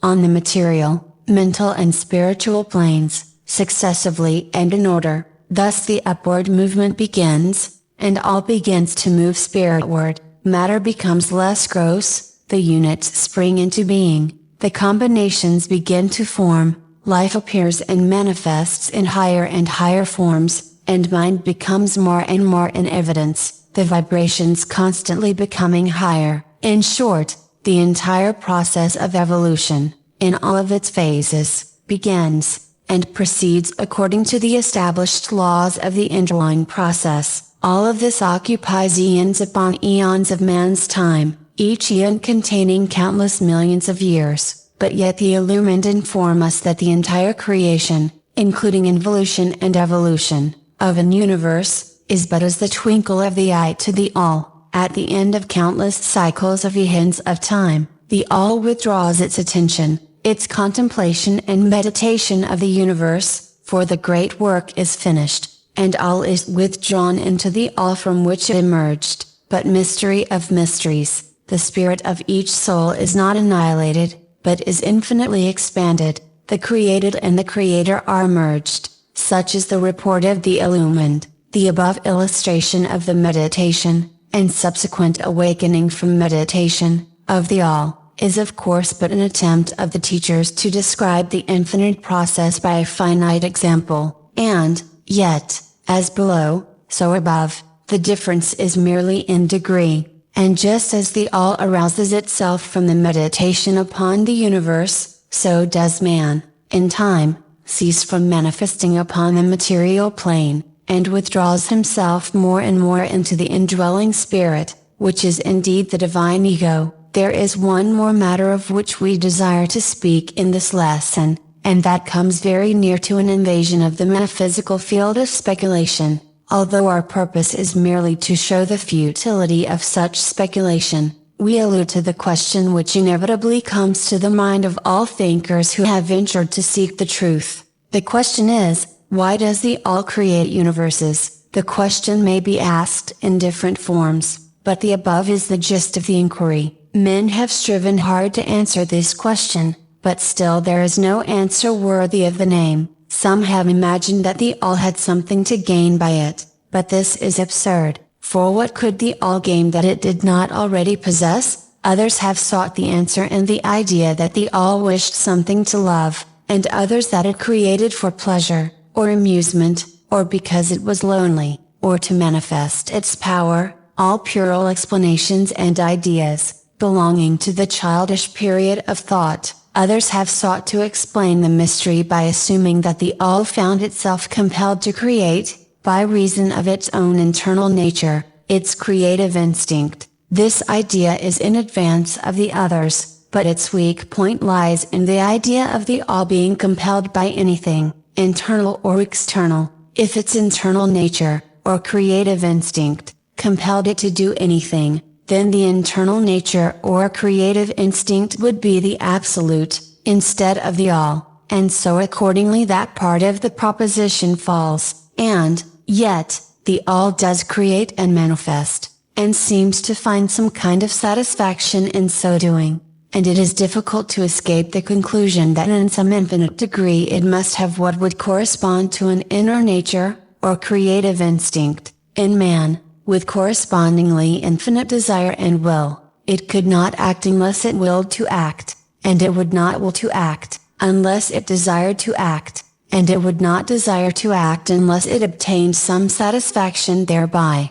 and all of these things would belong to an inner nature, and might be postulated as existing according to the law of correspondence. But, still, we prefer to think of the All as acting entirely free from any influence, internal as well as external. That is the problem which lies at the root of difficulty, and the difficulty that lies at the root of the problem. Strictly speaking, there cannot be said to be any reason whatsoever for the all to act, for a reason implies a cause, and the all is above cause and effect, except when it wills to become a cause, at which time the principle is set into motion. So, you see, the matter is unthinkable, just as the all is unknowable. Just as we say the all merely is, so we are compelled to say that the all acts because it acts. At the last, the all is all reason in itself, all law in itself, all action in itself, and it may be said, truthfully, that the all is its own reason, its own law, its own act, or still further, that the all, its reason, its act, its law, are one, all being names for the same thing. In the opinion of those who are giving you these present lessons, the answer is locked up in inner self of the all, along with its secret of being. The law of correspondence, in our opinion, reaches only to that aspect of the all, which may be spoken of as the aspect of becoming. Back of that aspect is the aspect of being, in which all laws are lost in law, all principles merge into principle in the all. Principle, and being, are identical, one and the same. Therefore, metaphysical speculation on this point is futile. We go into the matter here, merely to show that we recognize the question, and also the absurdity of the ordinary answers of metaphysics and theology. In conclusion, it may be of interest to our students to learn that while some of the ancient, and modern, Hermetic teachers have rather inclined in the direction of applying the principle of correspondence to the question,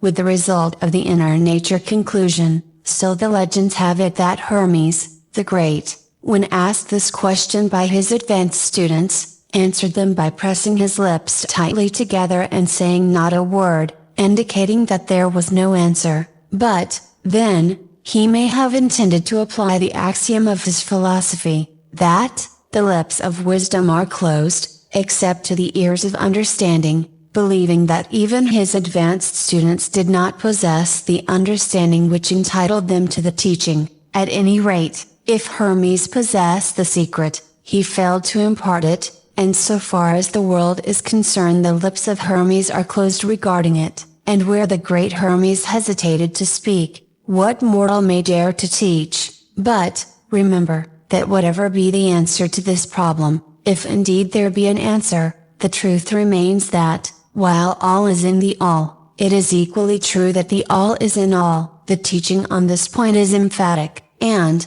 we may add the concluding words of the quotation, "To him who truly understands this truth, hath come great knowledge." Chapter 8, The Planes of Correspondence, as above, so below, as below, so above. The KYBALION, the great second Hermetic principle, embodies the truth that there is a harmony, agreement, and correspondence between the several planes of manifestation, life and being. This truth is a truth because all that is included in the universe emanates from the same source, and the same laws, principles, and characteristics apply to each unit, or a combination of units of activity, as each manifests its own phenomena upon its own plane. For the purpose of convenience of thought and stuck, the Hermetic philosophy considers that the universe may be divided into three great classes of phenomena, known as the three great planes, namely, 1. The great physical plane, 2. The great mental plane, 3. The great spiritual plane. These divisions are more or less artificial and arbitrary, for the truth is that all of the three divisions are but ascending degrees of the great scale of life, the lowest point of which is undifferentiated matter, and the highest point that of spirit, and, moreover, the different planes shade into each other, so that no hard and fast division may be made between the higher phenomena of the physical and the lower of the mental, or between the higher of the mental and the lower of the physical. In short, the three great planes may be regarded as three great groups of degrees of life manifestation. While the purposes of this little book do not allow us to enter into an extended discussion of, or explanation of, the subject of these different planes, Still, we think it well to give a general description of the same at this point. At the beginning, we may as well consider the question so often asked by the neophyte, who desires to be informed regarding the meaning of the word plane, which term has been very freely used, and very poorly explained, in many recent works upon the subject of occultism. The question is generally about as follows: is a plane a place having dimensions, or is it merely a condition or state? We answer, no, not a place, nor ordinary dimension of space, and yet more than a state or condition. It may be considered as a state or condition, and yet the state or condition is a degree of dimension, in a scale subject to measurement. Somewhat paradoxical, is it not? But let us examine the matter. A dimension, you know, is a measure in a straight line, relating to measure. The ordinary dimensions of space are length, breadth, and height, or perhaps length, breadth, height, thickness or circumference. But there is another dimension of created things, or measure in a straight line, known to occultists, and to scientists as well, although the latter have not as yet applied the term dimension to it. And this new dimension, which, by the way, is the much speculated about fourth dimension, is the standard used in determining the degrees or planes. This fourth dimension may be called the dimension of vibration. It is a fact well known to modern science, as well as to the Hermetists who have embodied the truth in their third Hermetic principle, that everything is in motion, everything vibrates, nothing is at rest. From the highest manifestation, to the lowest, everything and all things vibrate. Not only do they vibrate at different rates of motion, but as in different directions and in a different manner. The degrees of the rate of vibrations constitute the degrees of measurement on the scale of vibrations, in other words the degrees of the fourth dimension, and these degrees form what occultists call planes. The higher the degree of rate of vibration, the higher the plane, and the higher the manifestation of life occupying that plane,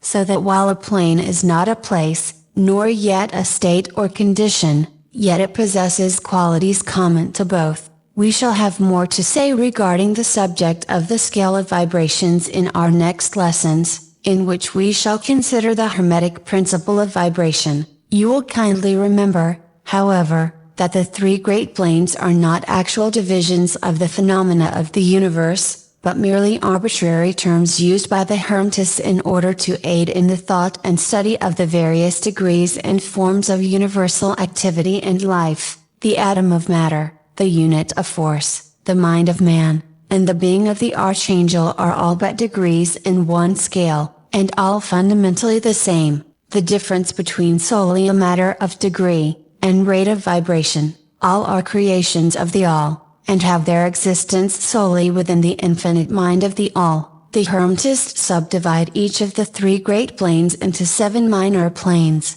and each of these latter are also subdivided into 7 subplanes, all divisions being more or less arbitrary, shading into each other, and adopted merely for convenience of scientific study and thought. The great physical plane, and its 7 minor planes, is that division of the phenomena of the universe which includes all that relates to physics, or material things, forces, and manifestations. It includes all forms of that which we call matter, and all forms of that which we call energy or force. But you must remember that the Hermetic philosophy does not recognize matter as a thing in itself, or as having a separate existence even in the mind of the All. The teachings are that matter is but a form of energy, that is, energy at a low rate of vibrations of a certain kind, and accordingly the Hermetists classify matter under the head of energy, and give to it 3 of the 7 minor planes of the great physical plane. These 7 minor physical planes are as follows: 1.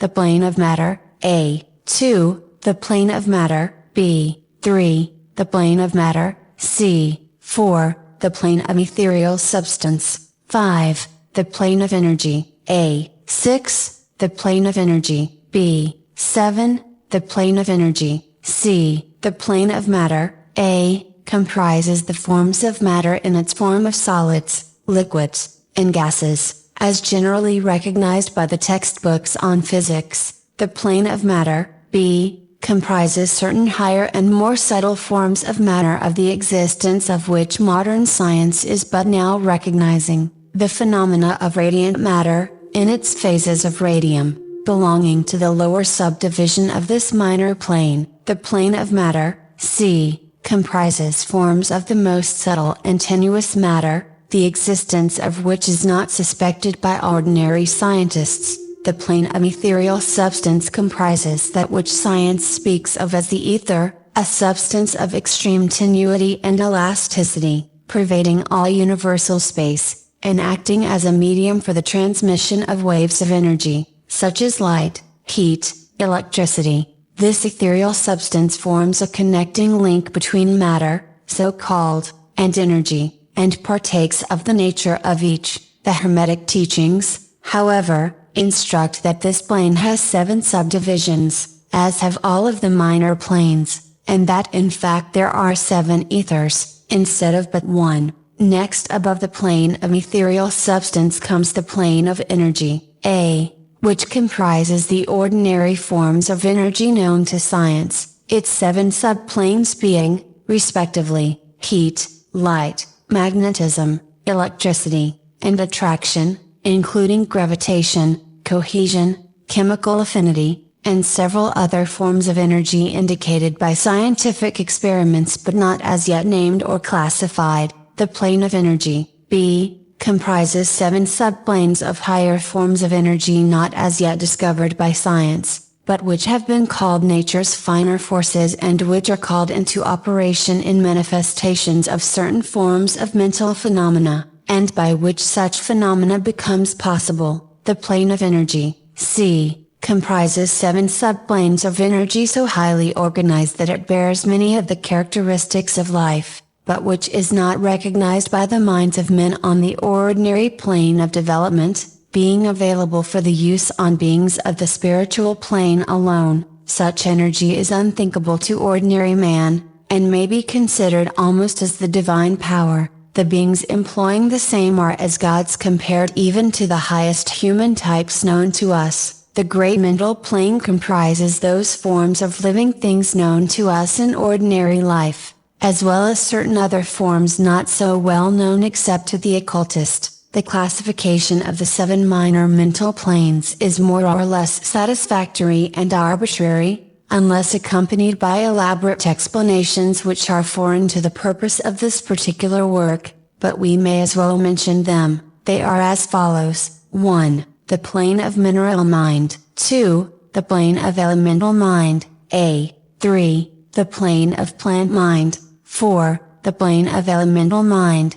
B. 5. The plane of animal mind, 6. The plane of elemental mind, C. 7. The plane of human mind. The plane of mineral mind comprises the states or conditions of the units or entities, or groups and combinations of the same, which animate the forms known to us as minerals, chemicals. These entities must not be confounded with the molecules, atoms and corpuscles themselves, the latter being merely the material bodies or forms of these entities, just as a man's body is but his material form and not himself. These entities may be called souls in one sense, and are living beings of a low degree of development, life, and mind, just a little more than the units of living energy which comprise the higher subdivisions of the highest physical plane. The average mind does not generally attribute the possession of mind, soul, or life, to the mineral kingdom,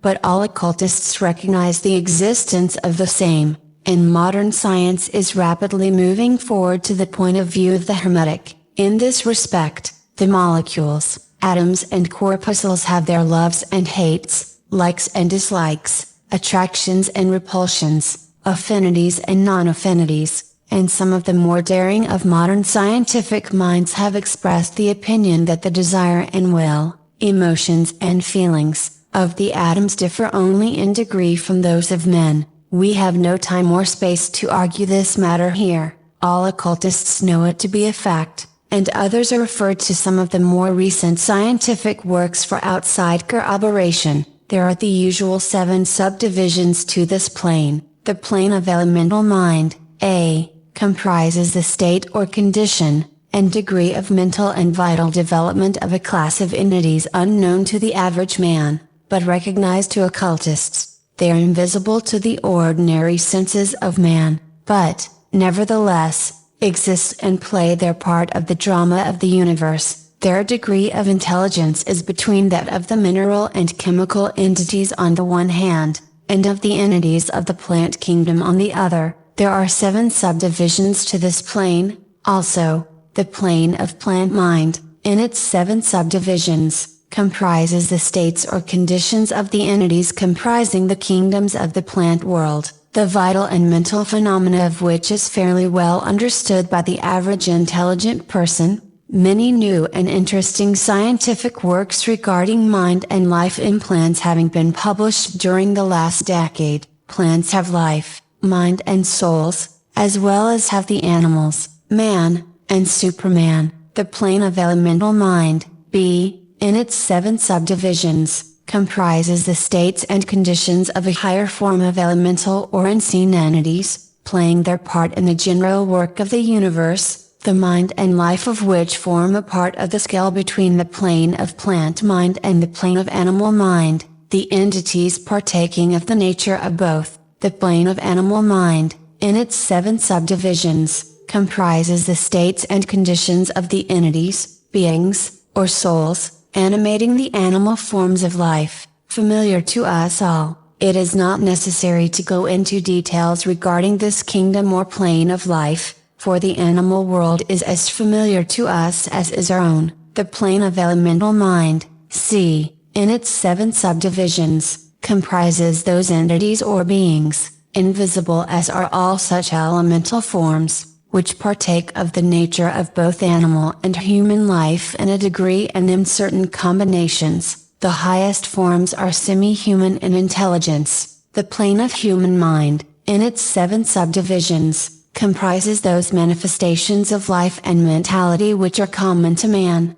in his various grades, degrees, and divisions. In this connection, we wish to point out the fact that the average man of today occupies but the 4th subdivision of the plane of human mind, and only the most intelligent have crossed the borders of the 5th subdivision. It has taken the race millions of years to reach this stage, and it will take many more years for the race to move on to the 6th and 7th subdivisions, and beyond. But, remember, that there have been races before us which have passed through these degrees, and then on to higher planes. Our own race is the 5th, with stragglers from the 4th, which has set foot upon the path, and, then there are a few advanced souls of our own race who have outstripped the masses, and who have passed on to the 6th and 7th subdivision, and some few being still further on. The man of the 6th subdivision will be the Superman, he of the 7th will be the Overman. In our consideration of the 7 minor mental planes, we have merely referred to the 3 elementary planes in a general way. We do not wish to go into this subject in detail in this work, for it does not belong to this part of the general philosophy and teachings. But we may say this much, in order to give you a little clearer idea of the relations of these planes to the more familiar ones. The elementary planes bear the same relation to the planes of mineral, plant, animal and human mentality and life, that the black keys on the piano do to the white keys. The white keys are sufficient to produce music, but there are certain scales, melodies, and harmonies, in which the black keys play their part, and in which their presence is necessary. They are also necessary as connecting links of soul condition, entity states, between the several other planes, certain forms of development being attained there. In this last fact, giving to the reader who can read between the lines a new light upon the processes of evolution, and a new key to the secret door of the leaps of life between kingdom and kingdom.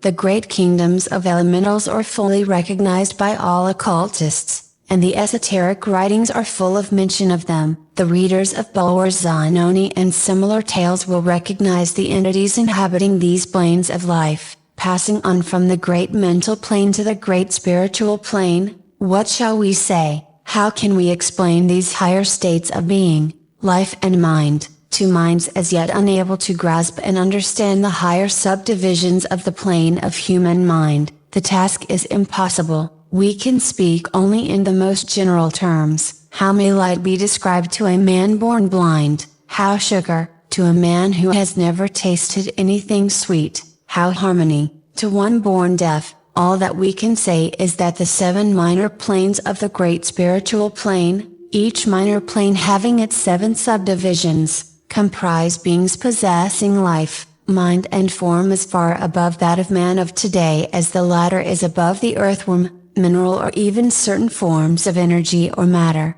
The life of these beings so far transcends ours, that we cannot even think of the details of the same. Their minds so far transcend ours, that to them we scarcely seem to think, and our mental processes seem almost akin to material processes. The matter of which their forms are composed is of the highest planes of matter, nay, some are even said to be clothed in pure energy. What may be said of such beings? On the 7 minor planes of the great spiritual plane exist beings of whom we may speak as angels, archangels, demigods. On the lower minor planes dwell those great souls whom we call masters and adepts. Above them come the great hierarchies of the angelic posts, unthinkable to man, and above those come those who may without irreverence be called the gods. So high in the scale of being are they, their being, intelligence and power being akin to those attributed by the races of men to their conceptions of deity.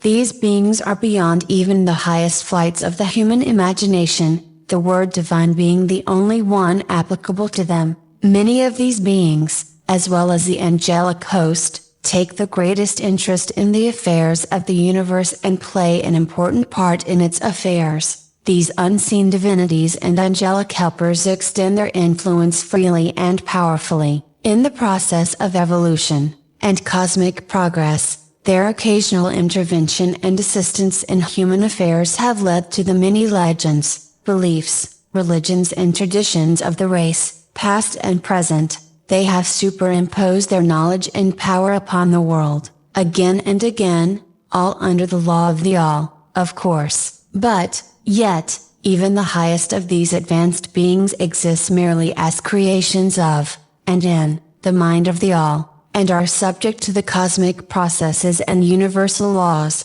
They are still mortal. We may call them gods if we like, but still they are but the elder brethren of the race, the advanced souls who have outstripped their brethren, and who have foregone the ecstasy of absorption by the all, in order to help the race on its upward journey along the path. But, they belong to the universe, and are subject to its conditions. They are immortal, and their plane is below that of absolute spirit. Only the most advanced Hermetists are able to grasp the inner teachings regarding the state of existence, and the powers manifested on the spiritual planes. The phenomena is so much higher than that of the mental planes that a confusion of ideas would surely result from an attempt to describe the same. Only those whose minds have been carefully trained along the lines of the Hermetic philosophy for years, yes, those who have brought with them from other incarnations the knowledge acquired previously, can comprehend just what is meant by the teaching regarding these spiritual planes, and much of these inner teachings is held by the Hermetists as being too sacred,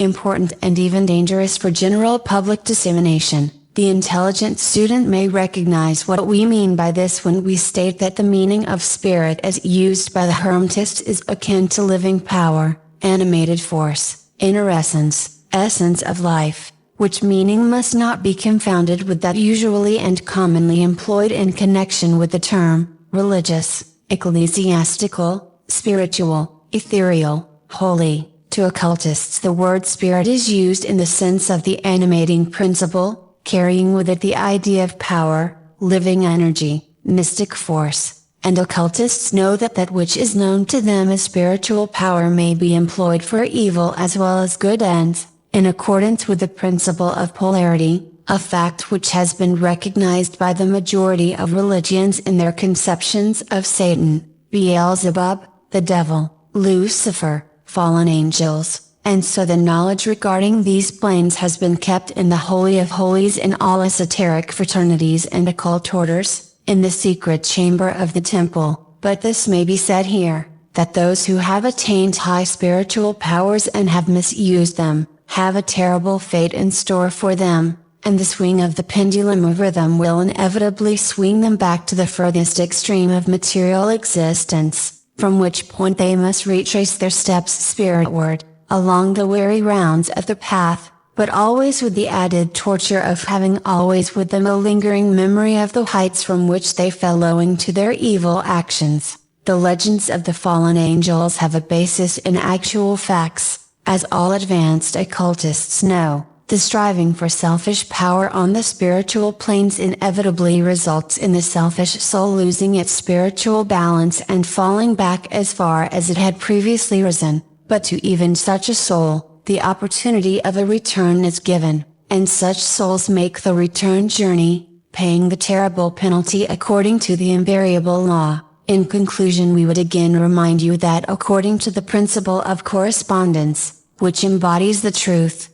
as above so below, as below, so above, all of the 7 Hermetic principles are in full operation on all of the many planes, physical, mental and spiritual. The principle of mental substance of course applies to all the planes, for all are held in the mind of the all. The principle of correspondence manifests in all, for there is a correspondence, harmony and agreement between the several planes. The principle of vibration manifests on all planes, in fact the very differences that go to make the planes arise from vibration.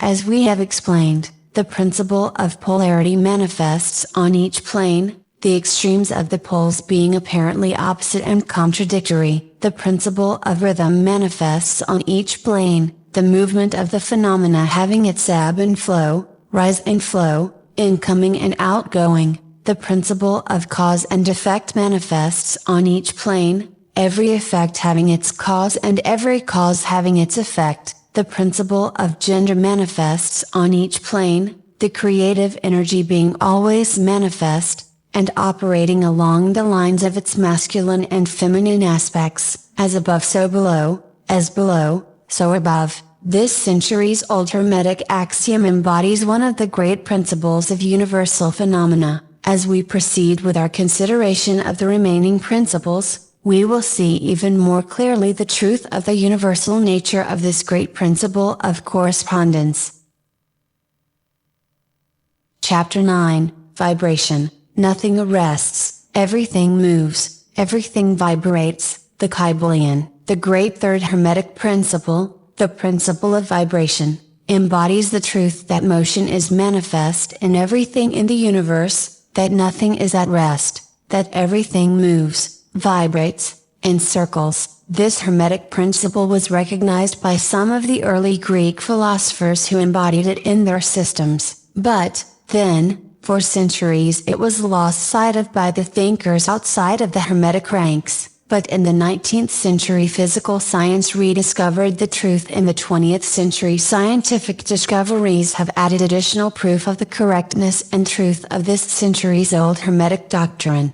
The Hermetic teachings are that not only is everything in constant movement and vibration, but that the differences between the various manifestations of the universal power are due entirely to the varying rate and mode of vibrations. Not only this, but that even the all, in itself, manifests a constant vibration of such an infinite degree of intensity and rapid motion that it may be practically considered as at rest. The teachers directing the attention of the students to the fact that even on the physical plane a rapidly moving object, such as a revolving wheel, seems to be at rest. The teachings are to the effect that spirit is at one end of the pole of vibration, the other pole being certain extremely gross forms of matter. Between these two poles are millions upon millions of different traits and modes of vibration. Modern science has proven that all that we call matter and energy are but modes of vibratory motion, and some of the more advanced scientists are rapidly moving toward the positions of the occultists who hold that the phenomena of mind are likewise modes of vibration or motion. Let us see what science has to say regarding the question of vibrations in matter and energy. In the first place, science teaches that all matter manifests, in some degree, the vibrations arising from temperature or heat, be an object cold or hot, both being but degrees of the same things. It manifests certain heat vibrations, and in that sense is in motion and vibration. Then all particles of matter are in circular movement, from corpuscle to suns. The planets revolve around suns, and many of them turn on their axes. The suns move around greater central points, and these are believed to move around still greater, and so on, ad infinitum. The molecules of which the particular kinds of matter are composed are in a state of constant vibration and movement around each other and against each other. The molecules are composed of atoms, which, likewise, are in a state of constant movement and vibration. The atoms are composed of corpuscles, sometimes called electrons, ions, which also are in a state of rapid motion, revolving around each other, and which manifest a very rapid state and mode of vibration. And, so we see that all forms of matter manifest vibration, in accordance with the Hermetic principle of vibration, and so it is with the various forms of energy. Science teaches that light, heat, magnetism and electricity are but forms of vibratory motion connected in some way with, and probably emanating from the ether. Science does not as yet attempt to explain the nature of the phenomena known as cohesion, which is the principle of molecular attraction, nor chemical affinity, which is the principle of atomic attraction, nor gravitation, the greatest mystery of the three, which is the principle of attraction by which every particle or mass of matter is bound to every other particle or mass. These three forms of energy are not as yet understood by science. Yet the writers incline to the opinion that these two are manifestations of some form of vibratory energy, a fact which the Hermetists have held and taught for ages past. The universal ether, which is postulated by science without its nature being understood clearly, is held by the Hermetists to be but a higher manifestation of that which is erroneously called matter, that is to say, matter at a higher degree of vibration, and is called by them the ethereal substance. The Hermetists teach that this ethereal substance is of extreme tenuity and elasticity, and pervades universal space, serving as a medium of transmission of waves of vibratory energy, such as heat, light, electricity, magnetism. The teachings are that the ethereal substance is a connecting link between the forms of vibratory energy known as matter on the one hand, and energy or force on the other, and also that it manifests a degree of vibration, in rate and mode, entirely its own. Scientists have offered the illustration of a rapidly moving wheel, top, or cylinder, to show the effects of increasing the rates of vibration. The illustration supposes a wheel, top, or revolving cylinder, running at a low rate of speed. We will call this revolving thing the object, and following out the illustration, let us suppose the object moving slowly. It may be seen readily, but no sound of its movement reaches the ear. The speed is gradually increased. In a few moments its movement becomes so rapid that a deep growl or low note may be heard. Then as the rate is increased the note rises one in the musical scale. Then, the motion being still further increased, the next highest note is distinguished. Then, one after another, all the notes of the musical scale appear, rising higher and higher as the motion is increased. Finally, when the motions have reached a certain rate, the final note perceptible to human ears is reached and the shrill, piercing shriek dies away, and silence follows. No sound is heard from the revolving object,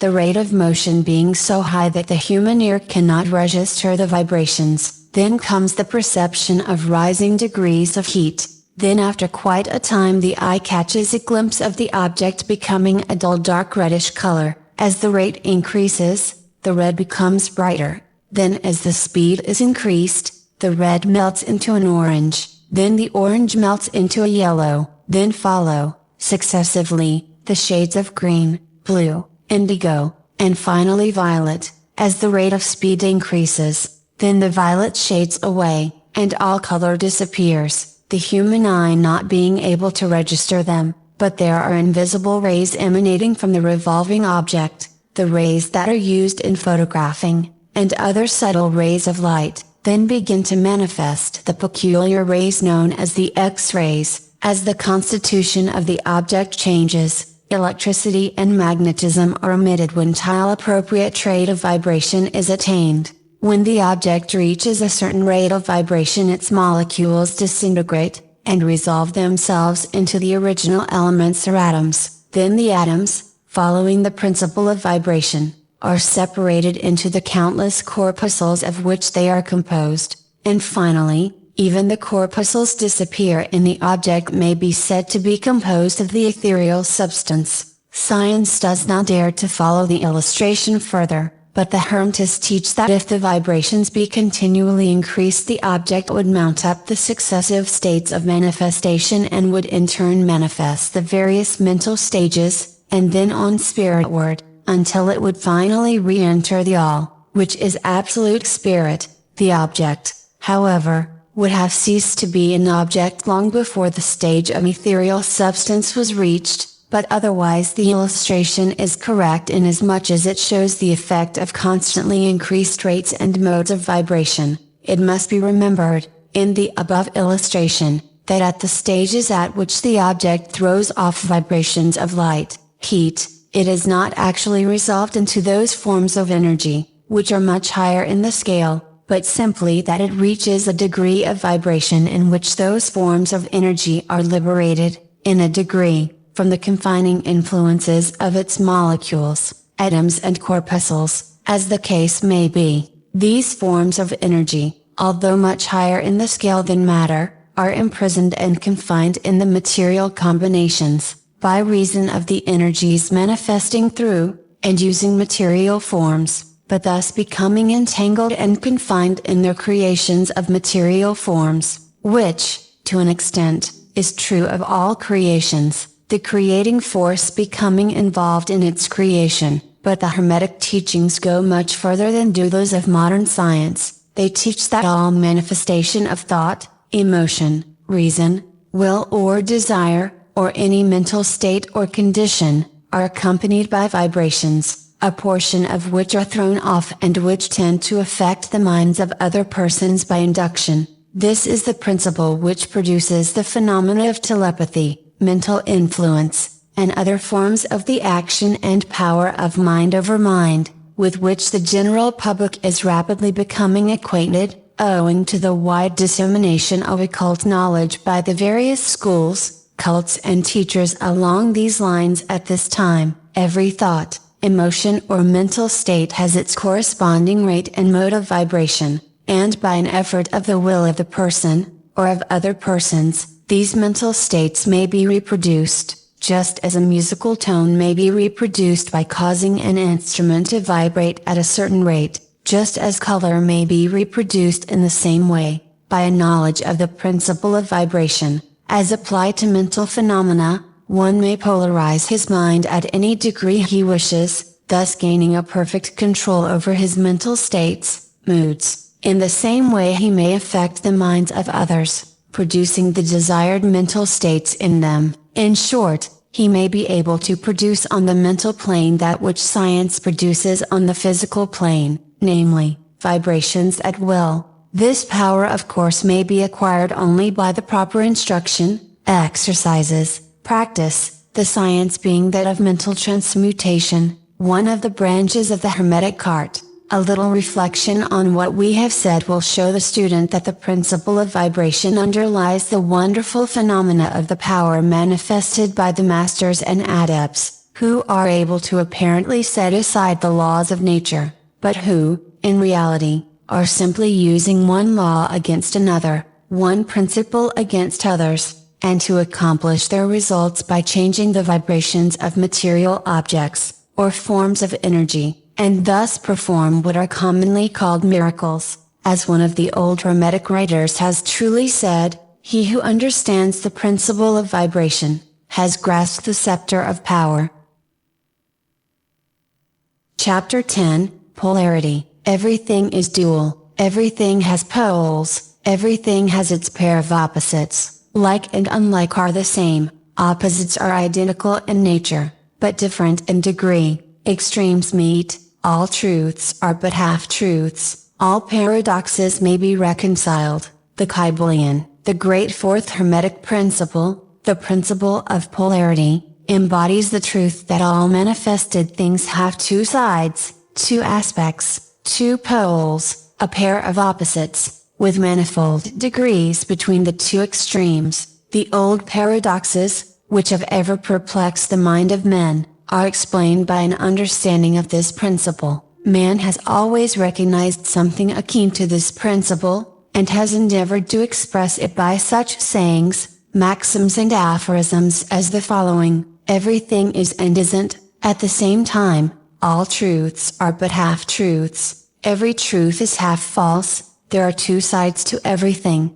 there is a reverse side to every shield. The Hermetic teachings are to the effect that the difference between things seemingly diametrically opposed to each other is merely a matter of degree. It teaches that the pairs of opposites may be reconciled, and that thesis and antithesis are identical in nature, but different in degree, and that the universal reconciliation of opposites is effected by a recognition of this principle of polarity. The teachers claim that illustrations of this principle may be had on every hand, and from an examination into the real nature of anything, they begin by showing that spirit and matter are but the two poles of the same thing, the intermediate planes being merely degrees of vibration.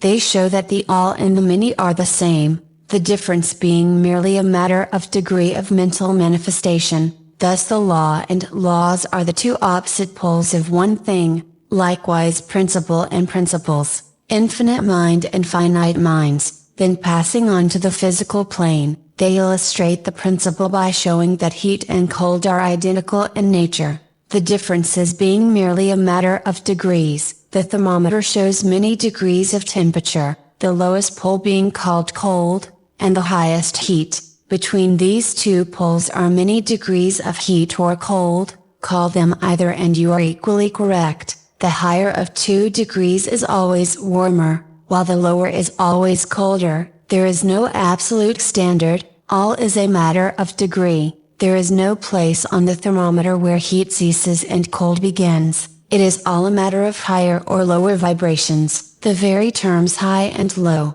which we are compelled to use, are but poles of the same thing. The terms are relative. So with east and west, travel around the world in an eastward direction, and you reach a point which is called west at your starting point, and you return from that westward point. Travel far enough north, and you will find yourself traveling south, or vice versa. Light and darkness are poles of the same thing, with many degrees between them. The musical scale is the same. Starting with C you move upward until you reach another C, and so on. The differences between the two ends of the board being the same, with many degrees between the two extremes. The scale of color is the same, higher and lower vibrations being the only difference between high violet and low red. Large and small are relative, so are noise and quiet, hard and soft follow the rule. Likewise sharp and dull, positive and negative are two poles of the same thing,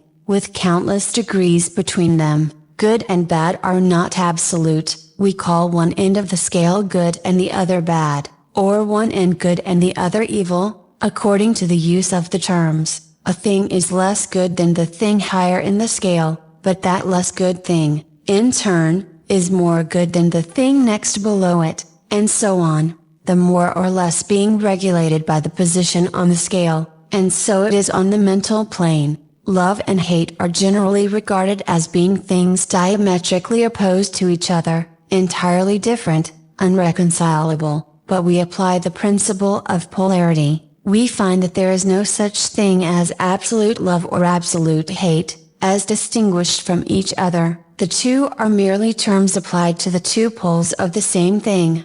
Beginning at any point of the scale we find more love, or less hate, as we ascend the scale, and more hate or less love as we descend. This being true no matter from what point, high or low, we may start. There are degrees of love and hate, and there is a middle point where like and dislike become so faint that it is difficult to distinguish between them. Courage and fear come under the same rule. The pairs of opposites exist everywhere. Where you find one thing you find its opposite, the two poles. And it is this fact that enables the hermetist to transmute one mental state into another, along the lines of polarization. Things belonging to different classes cannot be transmuted into each other, but things of the same class may be changed, that is, may have their polarity changed. Thus love never becomes east or west, or red or violet, but it may and often does turn into hate, and likewise hate may be transformed into love, by changing its polarity. Courage may be transmuted into fear, and the reverse. Hard things may be rendered soft, dull things become sharp, hot things become cold, and so on, the transmutation always being between things of the same kind of different degrees. Take the case of a fearful man. By raising his mental vibrations along the line of fear-courage, he can be filled with the highest degree of courage and fearlessness, and, likewise, the slothful man may change himself into an active, energetic individual, simply by polarizing along the lines of the desired quality. The student who is familiar with the processes by which the various schools of mental science produce changes in the mental states of those following their teachings, may not readily understand the principle underlying many of these changes. When, however, the principle of polarity is once grasped, and it is seen that the mental changes are occasioned by a change of polarity, a sliding along the same scale, the matter is more readily understood. The change is not in the nature of a transmutation of one thing into another thing entirely different, but is merely a change of degree in the same things, a vastly important difference. For instance, borrowing an analogy from the physical plane, it is impossible to change heat into sharpness, loudness, kindness, but heat may readily be transmuted into cold, simply by lowering the vibrations. In the same way hate and love are mutually transmutable, so are fear and courage, but fear cannot be transformed into love, nor can courage be transmuted into hate. The mental states belong to innumerable classes, each class of which has its opposite poles, along which transmutation is possible. The student will readily recognize that in the mental states, as well as in the phenomena of the physical plane, the two poles may be classified as positive and negative, respectively. Thus love is positive to hate, courage to fear, activity to non-activity. And it will also be noticed that even to those unfamiliar with the principle of vibration, the positive pole seems to be of a higher degree than the negative, and readily dominates it. The tendency of nature is in the direction of the dominant activity of the positive pole. In addition to the changing of the poles of one's own mental states by the operation of the art of polarization, the phenomena of mental influence, in its manifold phases, shows us that the principle may be extended so as to embrace the phenomena of the influence of one mind over that of another, of which so much has been written and taught of late years. When it is understood that mental induction is possible, that is that mental states may be produced by induction from others, then we can readily see how a certain rate of vibration, or polarization of a certain mental state, may be communicated to another person, and his polarity in that class of mental states thus changed. It is along this principle that the results of many of the mental treatments are obtained. For instance, a person is blue, melancholy and full of fear. A mental scientist bringing his own mind up to the desired vibration by his trained will, and thus obtaining the desired polarization in his own case, then produces a similar mental state in the other by induction, the result being that the vibrations are raised and the person polarizes toward the positive end of the scale instead toward the negative, and his fear and other negative emotions are transmuted to courage and similar positive mental states. A little study will show you that these mental changes are nearly all along the line of polarization, the change being one of degree rather than of kind, and knowledge of the existence of this great hermetic principle will enable the student to better understand his own mental states, and those of other people. he will see that these states are all matters of degree, and seeing thus, he will be able to raise or lower the vibration at will, to change his mental poles, and thus be master of his mental states, instead of being their servant and slave,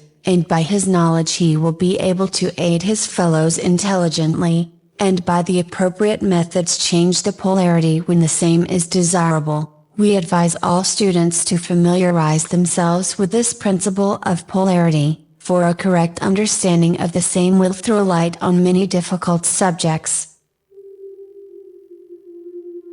Chapter 11, Rhythm. Everything flows out and in, everything has its tides, all things rise and fall, the pendulum swing manifests in everything, the measure of the swing to the right, is the measure of the swing to the left. Rhythm compensates, the KYBALION, the great fifth hermetic principle, the principle of rhythm, embodies the truth that in everything there is manifested a measured motion, a to and from movement, a flow and inflow, a swing forward and backward, a pendulum-like movement, a tide-like ebb and flow, a high tide and a low tide, between the two poles manifest on the physical, mental or spiritual planes. The principle of rhythm is closely connected with the principle of polarity described in the preceding chapter. Rhythm manifests between the two poles established by the principle of polarity. This does not mean, however, that the pendulum of rhythm swings to the extreme poles,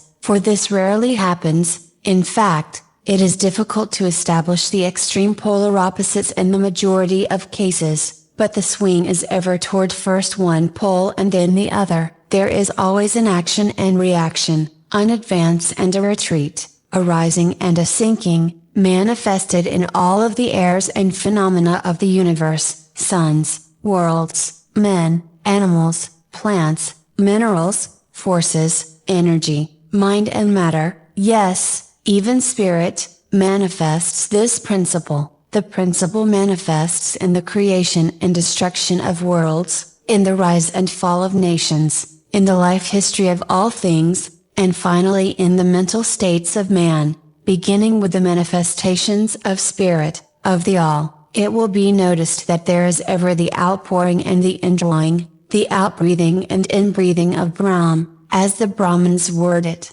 Universes are created, reach their extreme low point of materiality, and then begin their upward swing, suns spring into being, and then their height of power being reached, the process of retrogression begins, and after eons they become dead masses of matter, awaiting another impulse which starts again their inner energies into activity and a new solar life cycle is begun, and thus it is with all the worlds. They are born, grow and die, only to be reborn. And thus it is with all the things of shape and form. They swing from action to reaction, from birth to death, from activity to inactivity and then back again. Thus it is with all living things. They are born, grow, and die, and then are reborn. So it is with all great movements, philosophies, creeds, fashions, governments, nations, and all else, birth, growth,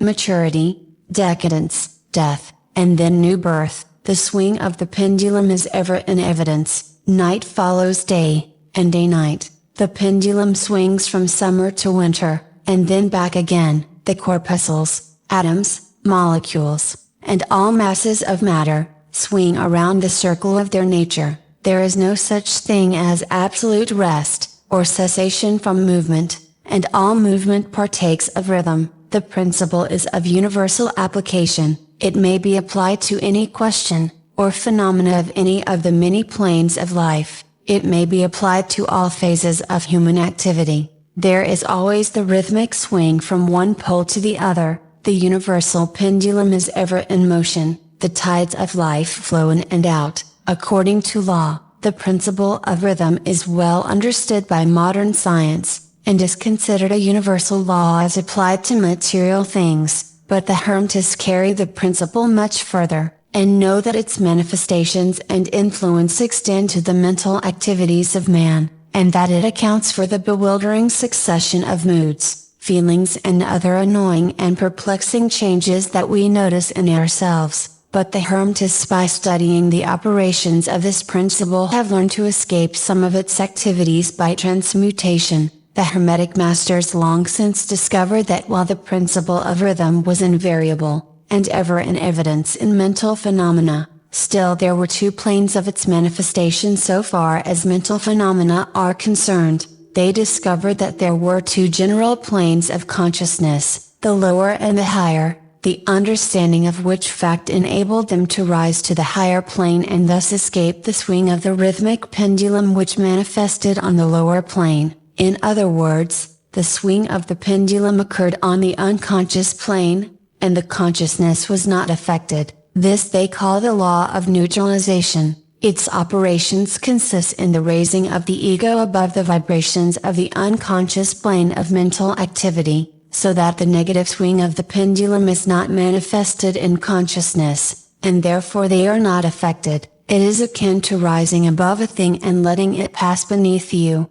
The Hermetic master, or advanced student, polarizes himself at the desired pole, and by a process akin to refusing to participate in the backward swing, or, if you prefer, a denial of its influence over him, he stands firm in his polarized position, and allows the mental pendulum to swing back along the unconscious plane. All individuals who have attained any degree of self-mastery, accomplish this, more or less unknowingly, and by refusing to allow their moods and negative mental states to affect them, they apply the law of neutralization. The master, however, carries this to a much higher degree of proficiency, and by the use of his will he attains a degree of poise and mental firmness almost impossible of belief on the part of those who allow themselves to be swung backward and forward by the mental pendulum of moods and feelings. The importance of this will be appreciated by any thinking person who realizes what creatures of moods, feelings and emotion the majority of people are, and how little mastery of themselves they manifest. If you will stop and consider a moment, you will realize how much these swings of rhythm have affected you in your life, how a period of enthusiasm has been invariably followed by an opposite feeling and mood of depression. Likewise, your moods and periods of courage have been succeeded by equal moods of fear, and so it has ever been with the majority of persons. Tides of feeling have ever risen and fallen with them, but they have never suspected the cause or reason of the mental phenomena. An understanding of the workings of this principle will give one the key to the mastery of these rhythmic swings of feeling, and will enable him to know himself better and to avoid being carried away by these inflows and outflows. The will is superior to the conscious manifestation of this principle. Although the principle itself can never be destroyed, we may escape its effects, but the principle operates. Nevertheless, the pendulum ever swings. Although we may escape being carried along with it, there are other features of the operation of this principle of rhythm of which we wish to speak at this point. There comes into its operations that which is known as the law of compensation. One of the definitions or meanings of the word compensate is, to counterbalance, which is the sense in which the Hermetists use the term. It is this law of compensation to which the KYBALION refers when it says, the measure of the swing to the right is the measure of the swing to the left. Rhythm compensates. The law of compensation is that the swing in one direction determines the swing in the opposite direction, or to the opposite pole. The one balances, or counterbalances, the other. On the physical plane we see many examples of this law. The pendulum of the clock swings a certain distance to the right, and then an equal distance to the left. The seasons balance each other in the same way, the tides follow the same law, and the same law is manifested in all the phenomena of rhythm. The pendulum, with a short swing in one direction, has but a short swing in the other, while the long swing to the right invariably means the long swing to the left. An object hurled upward to a certain height has an equal distance to traverse on its return. The force with which a projectile is sent upward a mile is reproduced when the projectile returns to the earth on its return journey. This law is constant on the physical plane. as reference to the standard authorities will show you, but the Hermetists carry it still further. They teach that a man's mental states are subject to the same law. The man who enjoys keenly is subject to keen suffering, while he who feels but little pain is capable of feeling but little joy. The pig suffers but little mentally, and enjoys but little. He is compensated. And on the other hand, there are other animals who enjoy keenly, but whose nervous organism and temperament cause them to suffer exquisite degrees of pain. And so it is with man. There are temperaments which permit of but low degrees of enjoyment, and equally low degrees of suffering, while there are others which permit the most intense enjoyment, but also the most intense suffering. The rule is that the capacity for pain and pleasure, in each individual, are balanced. The law of compensation is in full operation here, but the Hermetists go still further in this matter. They teach that before one is able to enjoy a certain degree of pleasure, he must have swung as far, proportionately, toward the other pole of feeling. They hold, however, that the negative is precedent to the positive in this matter, that is to say that in experiencing a certain degree of pleasure it does not follow that he will have to pay up for it with a corresponding degree of pain. On the contrary, the pleasure is the rhythmic swing, according to the law of compensation, for a degree of pain previously experienced either in the present life, or in a previous incarnation. This throws a new light on the problem of pain. The Hermetists regard the chain of lives as continuous, and as forming a part of one life of the individual, so that in consequence the rhythmic swing is understood in this way, while it would be without meaning unless the truth of reincarnation is admitted. But the Hermetists claim that the master or advanced student is able, to a great degree, to escape tile swing toward pain, by the process of neutralization before mentioned, by rising onto the higher plane of the ego. Much of the experience that comes to those dwelling on the lower plane is avoided and escaped. The law of compensation plays an important part in the lives of men and women. It will be noticed that one generally pays the price of anything he possesses or lacks. If he has one thing, he lacks another. The balance is struck. No one can keep his penny and have the bit of cake at the same time. Everything has its pleasant and unpleasant sides. The things that one gains are always paid for by the things that one loses. The rich possess much that the poor lack, while the poor often possess things that are beyond the reach of the rich. The millionaire may have the inclination toward feasting, and the wealth wherewith to secure all the dainties and luxuries of the table, while he lacks the appetite to enjoy the same. He envies the appetite and digestion of the laborer, who lacks the wealth and inclinations of the millionaire, and who gets more pleasure from his plain food than the millionaire could obtain even if his appetite were not jaded, nor his digestion ruined, for the wants, habits and inclinations differ. And so it is through life. The law of compensation is ever in operation, striving to balance and counterbalance, and always succeeding in time, even though several lives may be required for the return swing of the pendulum of rhythm.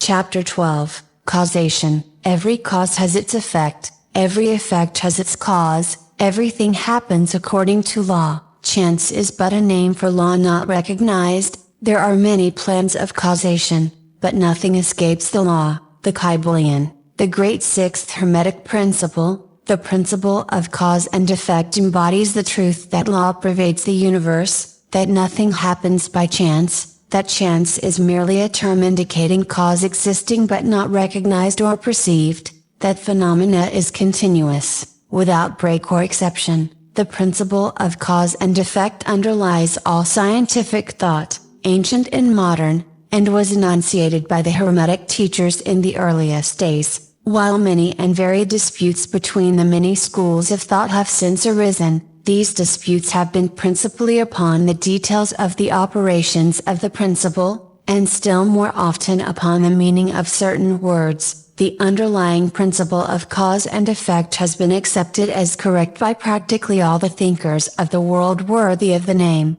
To think otherwise would be to take the phenomena of the universe from the domain of law and order, and to relegate it to the control of the imaginary something which men have called chance. A little consideration will show anyone that there is in reality no such thing as pure chance. Webster defines the word chance as follows: a supposed agent or mode of activity other than a force, law or purpose, the operation or activity of such agent, the supposed effect of such an agent, a happening, fortuity, casualty. But a little consideration will show you that there can be no such agent as chance, in the sense of something outside of law, something outside of cause and effect. How could there be a something acting in the phenomenal universe, independent of the laws, order, and continuity of the latter? Such a something would be entirely independent of the orderly trend of the universe, and therefore superior to it. We can imagine nothing outside of the all being outside of the law,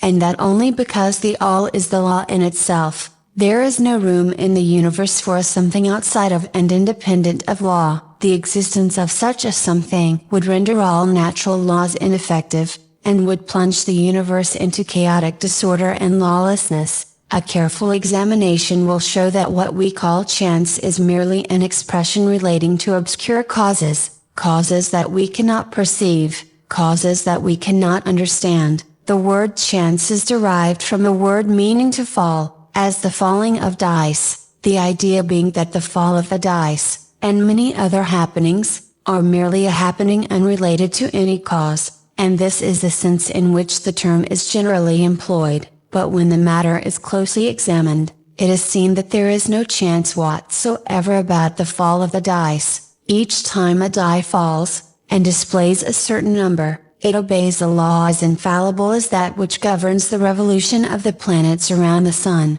Back of the fall of the die are causes, or chains of causes, running back further than the mind can follow: the position of the die in the box, the amount of muscular energy expended in the throw, the condition of the table, all are causes, the effect of which may be seen, but back of these seen causes there are chains of unseen preceding causes, all of which had a bearing upon the number of the die which fell uppermost. If a die be cast a great number of times, it will be found that the numbers shown will be about equal, that is, there will be an equal number of 1 spot, 2 spot, coming uppermost. Toss a penny in the air, and it may come down either heads or tails, but make a sufficient number of tosses, and the heads and tails will about even up. This is the operation of the law of average, but both the average and the single toss come under the law of cause and effect, and if we were able to examine into the preceding causes,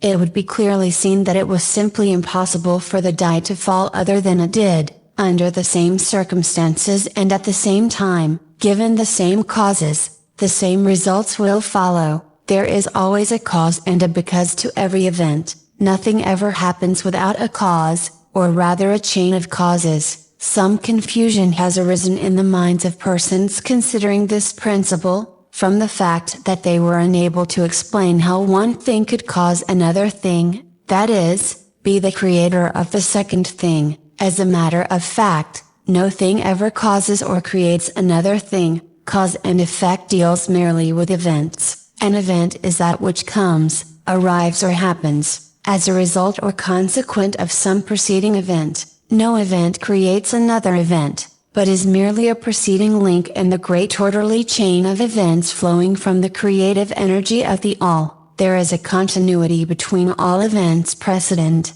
consequent and subsequent. There is a relation existing between everything that has gone before, and everything that follows. A stone is dislodged from a mountainside and crashes through a roof of a cottage in the valley below. At first sight we regard this as a chance effect, but when we examine the matter we find a great chain of causes behind it. In the first place there was the rain which softened the earth supporting the stone and which allowed it to fall. Then back of that was the influence of the sun. Other rains, which gradually disintegrated the piece of rock from a larger piece. Then there were the causes which led to the formation of the mountain, and its upheaval by convulsions of nature, and so on ad infinitum. Then we might follow up the causes behind the rain, then we might consider the existence of the roof. In short, we would soon find ourselves involved in a mesh of cause and effect, from which we would soon strive to extricate ourselves,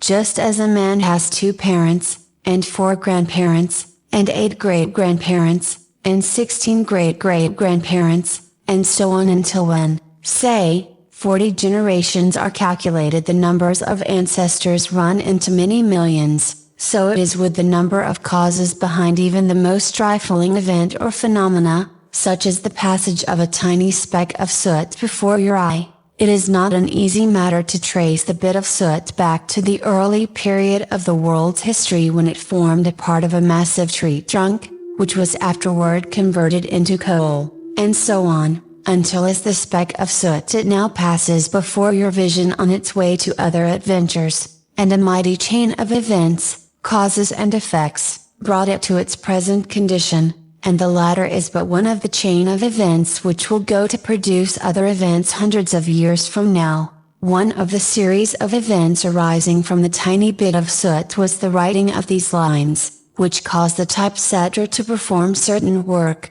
the proofreader to do likewise, and which will arouse certain thoughts in your mind, and that of others, which in turn will affect others, and so on, and on, and on, beyond the ability of man to think further, and all from the passage of a tiny bit of soot, all of which shows the relativity and association of things, and the further fact that there is no great, there is no small, in the mind that causeth all. Stop to think a moment. If a certain man had not met a certain maid, away back in the dim period of the Stone Age, you who are now reading these lines would not now be here, and if, perhaps, the same couple had failed to meet, we who now write these lines would not now be here, and the very act of writing, on our part, and the act of reading, on yours, will affect not only the respective lives of yourself and ourselves, but will also have a direct, or indirect, effect upon many other people now living and who will live in the ages to come. Every thought we think,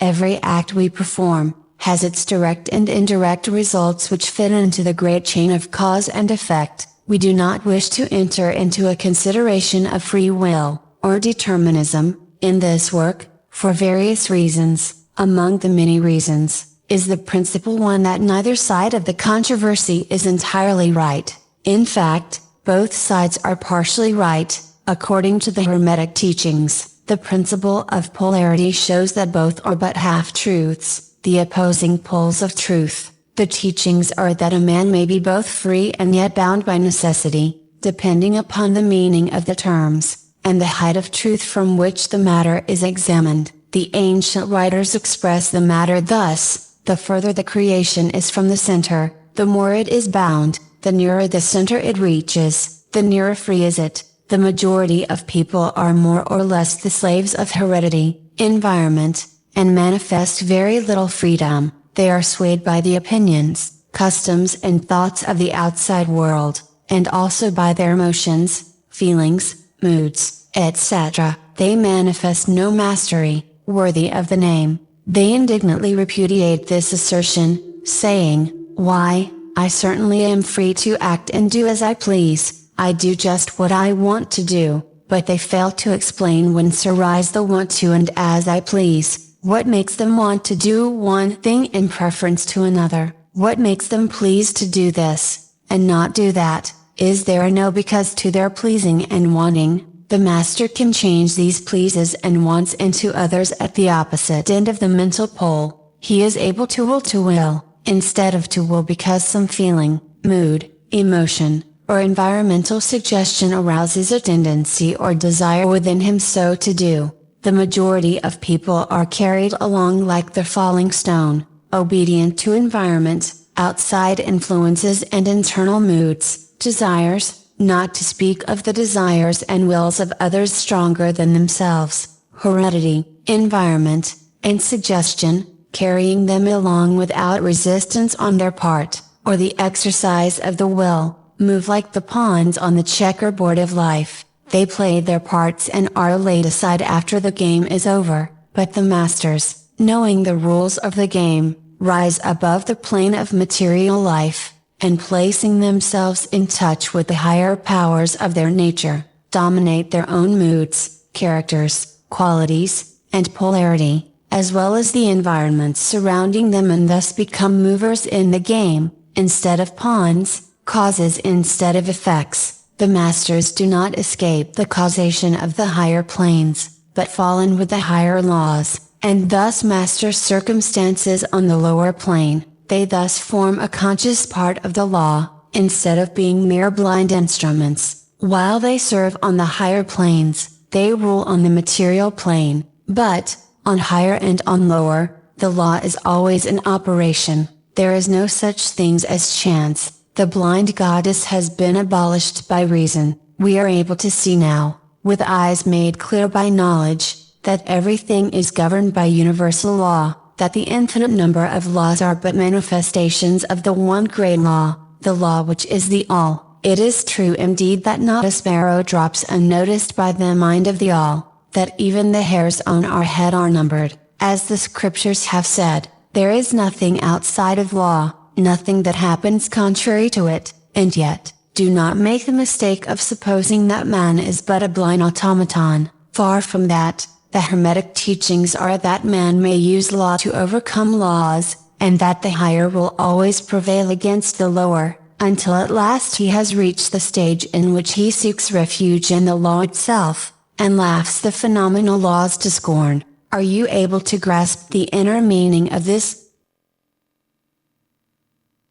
Chapter 13, Gender. Gender is in everything. Everything has its masculine and feminine principles. Gender manifests on all planes. The KYBALION, the great seventh Hermetic principle, the principle of gender, embodies the truth that there is gender manifested in everything, that the masculine and feminine principles are ever present and active in all phases of phenomena, on each and every plane of life. At this point we think it well to call your attention to the fact that gender, in its Hermetic sense, and sex in the ordinarily accepted use of the term, are not the same. The word gender is derived from the Latin root meaning to beget, to procreate, to generate, to create, to produce. A moment's consideration will show you that the word has a much broader and more general meaning than the term sex, the latter referring to the physical distinctions between male and female living things. Sex is merely a manifestation of gender on a certain plane of the great physical plane, the plane of organic life. We wish to impress this distinction upon your minds, for the reason that certain writers, who have acquired a smattering of the Hermetic philosophy, have sought to identify this seventh Hermetic principle with wild and fanciful, and often reprehensible, theories and teachings regarding sex. The office of gender is solely that of creating, producing, generating, and its manifestations are visible on every plane of phenomena. It is somewhat difficult to produce proofs of this along scientific lines, for the reason that science has not as yet recognized this principle as of universal application, but still some proofs are forthcoming from scientific sources. In the first place, we find a distinct manifestation of the principle of gender among the corpuscles, ions, or electrons, which constitute the basis of matter as science now knows the latter, and which by forming certain combinations form the atom, which until lately was regarded as final and indivisible. The latest word of science is that the atom is composed of a multitude of corpuscles, electrons, or ions, the various names being applied by different authorities, revolving around each other and vibrating at a high degree and intensity, but the accompanying statement is made that the formation of the atom is really due to the clustering of negative corpuscles around a positive one, the positive corpuscles seeming to exert a certain influence upon the negative corpuscles, causing the latter to assume certain combinations and thus create or generate an atom. This is in line with the most ancient Hermetic teachings, which have always identified the masculine principle of gender with the positive, and the feminine with the negative poles of electricity, so called. Now a word at this point regarding this identification. The public mind has formed an entirely erroneous impression regarding the qualities of the so-called negative pole of electrified or magnetized matter. the terms positive and negative are very wrongly applied to this phenomenon by science. The word positive means something real and strong, as compared with a negative unreality or weakness. Nothing is further from the real facts of electrical phenomena. The so-called negative pole of the battery is really the pole in and by which the generation or production of new forms and energies is manifested. There is nothing negative about it. The best scientific authorities now use the word cathode in place of negative, the word cathode coming from the Greek root meaning descent, the path of generation. From the cathode pole emerge the swarm of electrons or corpuscles. From the same pole emerge those wonderful rays which have revolutionized scientific conceptions during the past decade. The cathode pole is the mother of all of the strange phenomena which have rendered useless the old textbooks, and which have caused many long accepted theories to be relegated to the scrap pile of scientific speculation. The cathode, or negative pole, is the mother principle of electrical phenomena, and of the finest forms of matter as yet known to science. So you see we are justified in refusing to use the term negative in our consideration of the subject, and in insisting upon substituting the word feminine for the old term. The facts of the case bear us out in this, without taking the Hermetic teachings into consideration, and so we shall use the word feminine in the place of negative in speaking of that pole of activity. The latest scientific teachings are that the creative corpuscles or electrons are feminine. Science says they are composed of negative electricity. We say they are composed of feminine energy. A feminine corpuscle becomes detached from, or rather leaves, a masculine corpuscle, and starts on a new career. It actively seeks a union with the masculine corpuscle, being urged thereto by the natural impulse to create new forms of matter or energy. One writer goes so far as to use the term it at once seeks, of its own volition, a union. This detachment and uniting form the basis of the greater part of the activities of the chemical world. When the feminine corpuscle unites with a masculine corpuscle, a certain process is begun. The feminine particles vibrate rapidly under the influence of the masculine energy,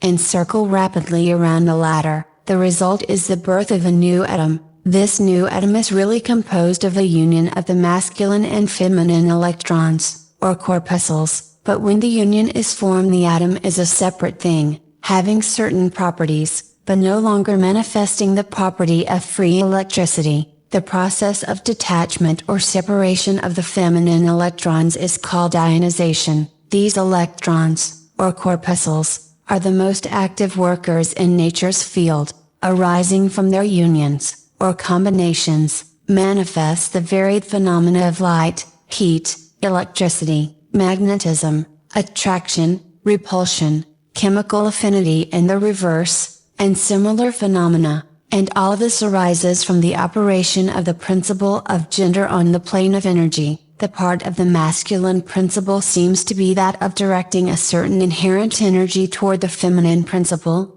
and thus starting into activity the creative processes. But the feminine principle is the one always doing the active creative work, and this is so on all planes, and yet, each principle is incapable of operative energy without the assistance of the other. In some of the forms of life, the two principles are combined in one organism. For that matter, everything in the organic world manifests both genders. There is always the masculine present in the feminine form, and the feminine form. The Hermetic teachings include much regarding the operation of the two principles of gender and the production and manifestation of various forms of energy. But we do not deem it expedient to go into detail regarding the same at this point, because we are unable to back up the same with scientific proof, for the reason that science has not as yet progressed thus far. But the example we have given you of the phenomena of the electrons or corpuscles will show you that science is on the right path,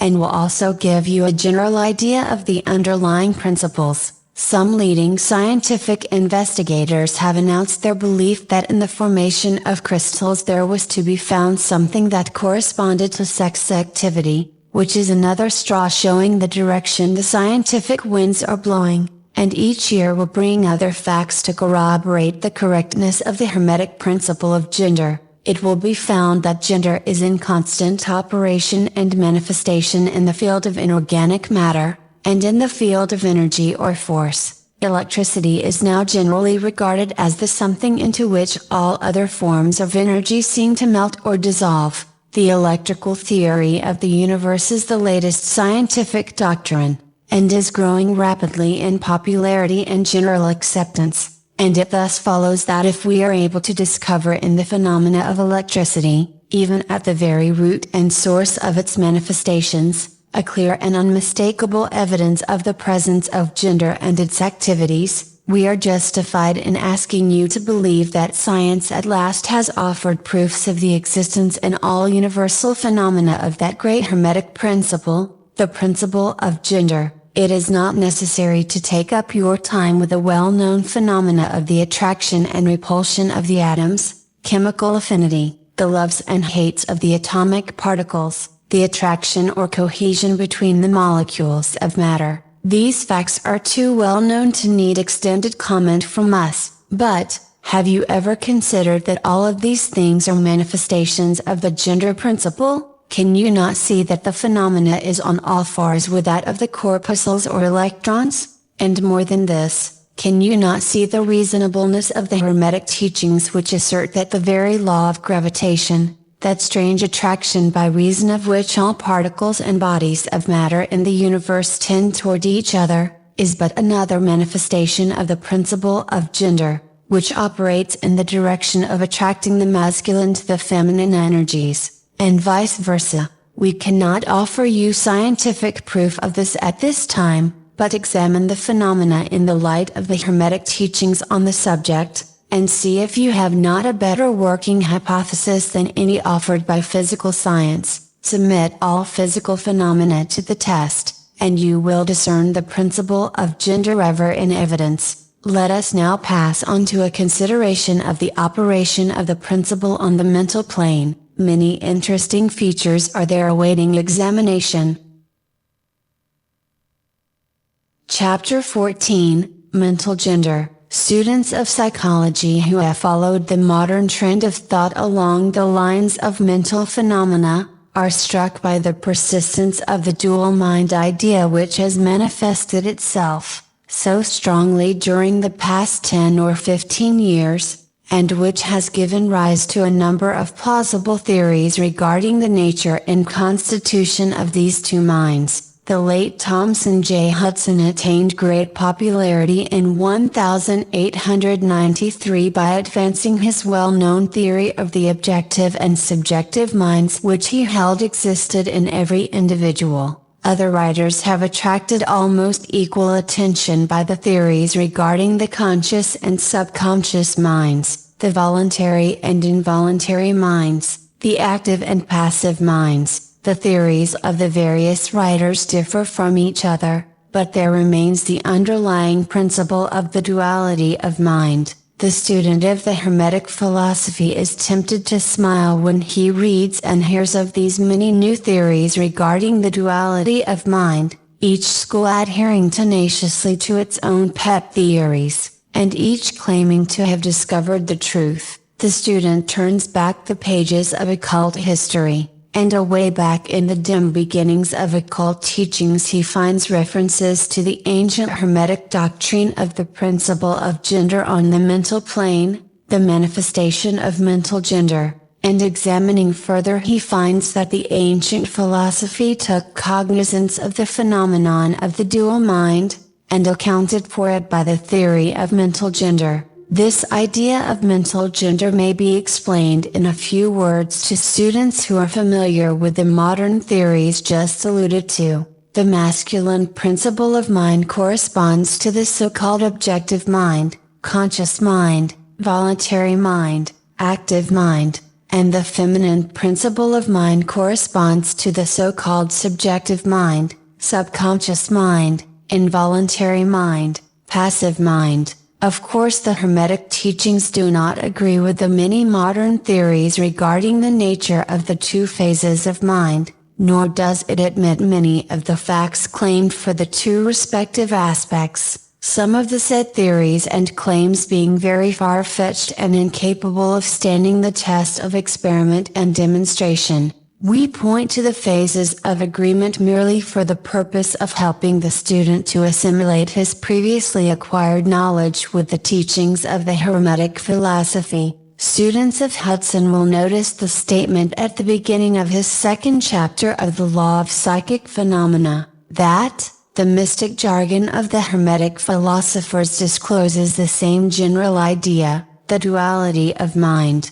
If Dr. Hudson had taken the time and trouble to decipher little of the mystic jargon of the Hermetic philosophy, he might have received much light upon this subject of the dual mind, but then, perhaps, his most interesting work might not have been written. Let us now consider the Hermetic teachings regarding mental gender. The Hermetic teachers impart their instruction regarding this subject by bidding their students examine the report of their consciousness regarding their self. The students are bidden to turn their attention inward upon the self dwelling within each. Each student is led to see that his consciousness gives him first a report of the existence of his self. The report is I am. This at first seems to be the final words from the consciousness. But a little further examination discloses the fact that this I am may be separated or split into two distinct parts, or aspects, which while working in unison and in conjunction, yet,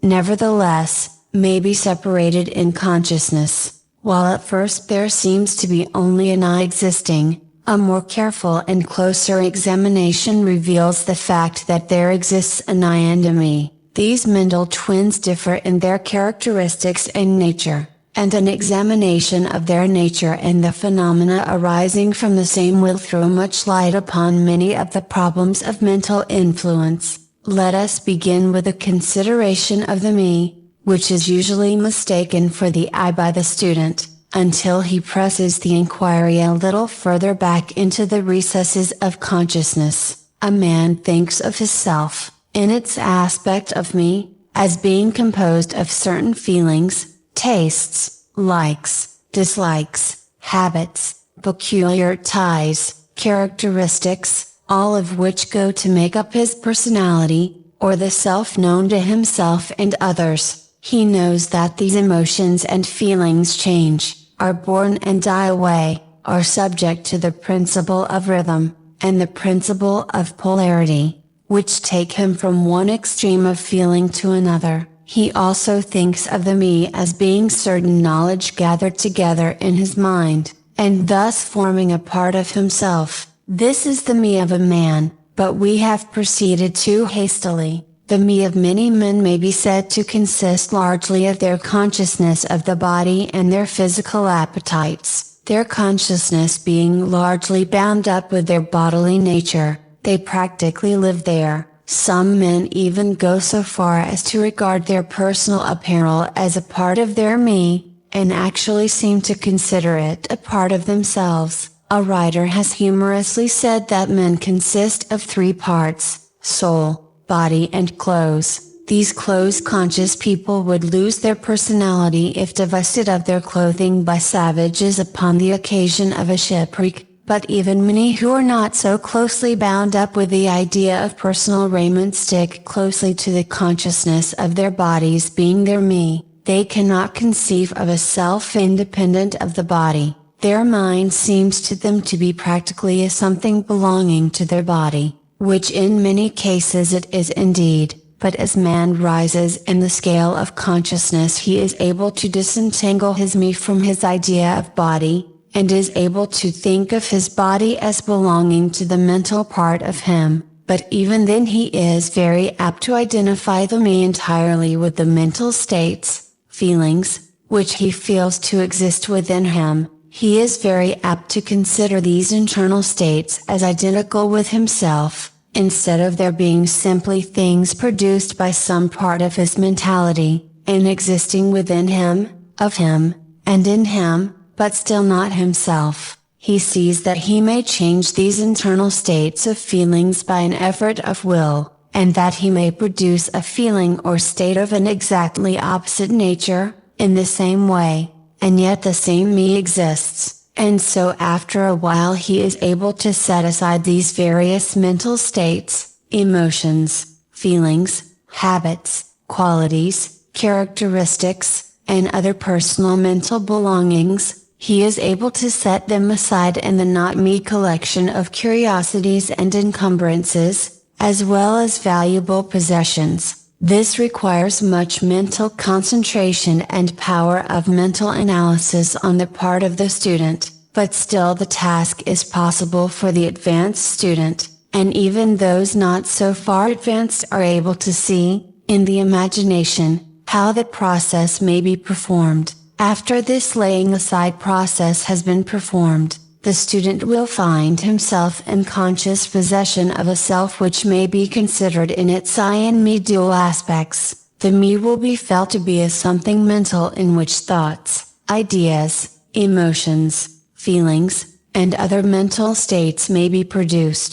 It may be considered as the mental womb, as the ancients styled it, capable of generating mental offspring. It reports to the consciousness as a me with latent powers of creation and generation of mental progeny of all sorts and kinds. Its powers of creative energy are felt to be enormous, but still it seems to be conscious that it must receive some form of energy from either its I companion, or else from some other I, ere it is able to bring into being its mental creations. This consciousness brings with it a realization of an enormous capacity for mental work and creative ability, but the student soon finds that this is not all that he finds within his inner consciousness. He finds that there exists a mental something which is able to will that the me act along certain creative lines, and which is also able to stand aside and witness the mental creation. This part of himself he is taught to call his I. He is able to rest in its consciousness at will. He finds there not a consciousness of an ability to generate and actively create, in the sense of the gradual process attendant upon mental operations, but rather a sense and consciousness of an ability to project an energy from the I to the me, a process of willing that the mental creation begin and proceed. He also finds that the I is able to stand aside and witness the operations of the me's mental creation and generation. There is this dual aspect in the mind of every person. The I represents the masculine principle of mental gender, the me represents the female principle. The I represents the aspect of being, the me the aspect of becoming. You will notice that the principle of correspondence operates on this plane just as it does upon the great plane upon which the creation of universes is performed.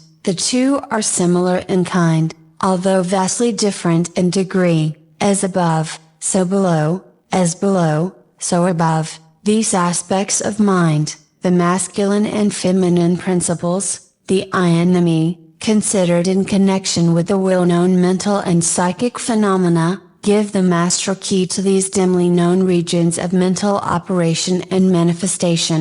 The principle of mental gender gives the truth underlying the whole field of the phenomena of mental influence. The tendency of the feminine principle is always in the direction of receiving impressions, while the tendency of the masculine principle is always in the direction of giving out, or expressing. The feminine principle has a much more varied field of operation than has the masculine principle. The feminine principle conducts the work of generating new thoughts, concepts, ideas, including the work of the imagination. The masculine principle contents itself with the work of the will, in its varied phases, and yet without the active aid of the will of the masculine principle, the feminine principle is apt to rest content with generating mental images which are the result of impressions received from outside, instead of producing original mental creations. Persons who can give continued attention and thought to a subject actively employ both of the mental principles, the feminine in the work of active mental generation,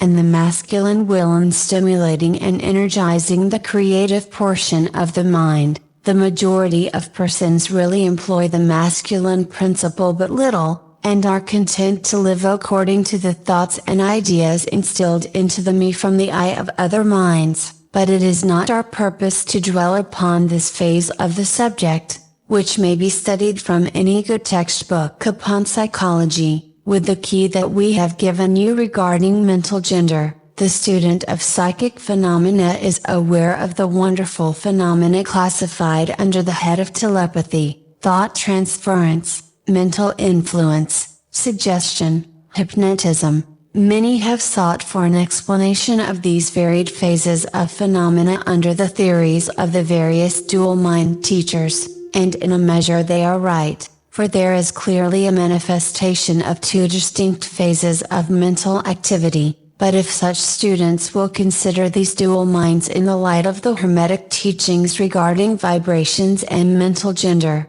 they will see that the long sought for key is at hand. In the phenomena of telepathy it is seen how the vibratory energy of the masculine principle is projected toward the feminine principle of another person, and the latter takes the seed thought and allows it to develop into maturity. In the same way suggestion and hypnotism operates. The masculine principle of the person giving the suggestions directs a stream of vibratory energy or willpower toward the feminine principle of the other person, and the latter accepting it makes it its own and acts and thinks accordingly. An idea thus lodged in the mind of another person grows and develops, and in time is regarded as the rightful mental offspring of the individual. Whereas it is in reality like the cuckoo egg placed in the sparrow's nest, where it destroys the rightful offspring and makes itself at home. The normal method is for the masculine and feminine principles in a person's mind to coordinate and act harmoniously in conjunction with each other.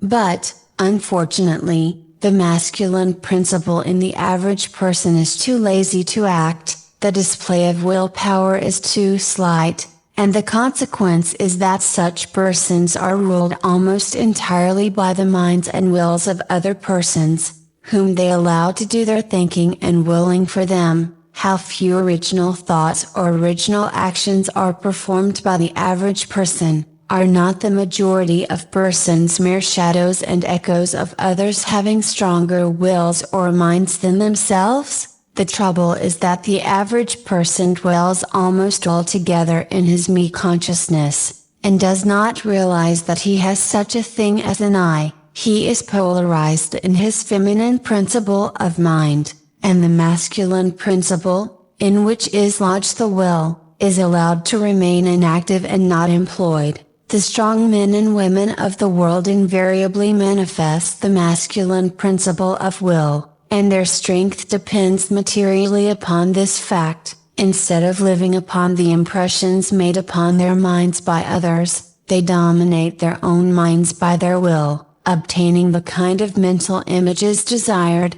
and moreover dominate the minds of others likewise. In the same manner, look at the strong people, how they manage to implant their seed thoughts in the minds of the masses of the people, thus causing the latter to think thoughts in accordance with the desires and wills of the strong individuals. This is why the masses of people are such sheep-like creatures, never originating an idea of their own, nor using their own powers of mental activity. The manifestation of mental gender may be noticed all around us in everyday life. The magnetic persons are those who are able to use the masculine principle in the way of impressing their ideas upon others. The actor who makes people weep or cry as he wills, is employing this principle, and so is the successful orator, statesman, preacher, writer or other people who are before the public attention.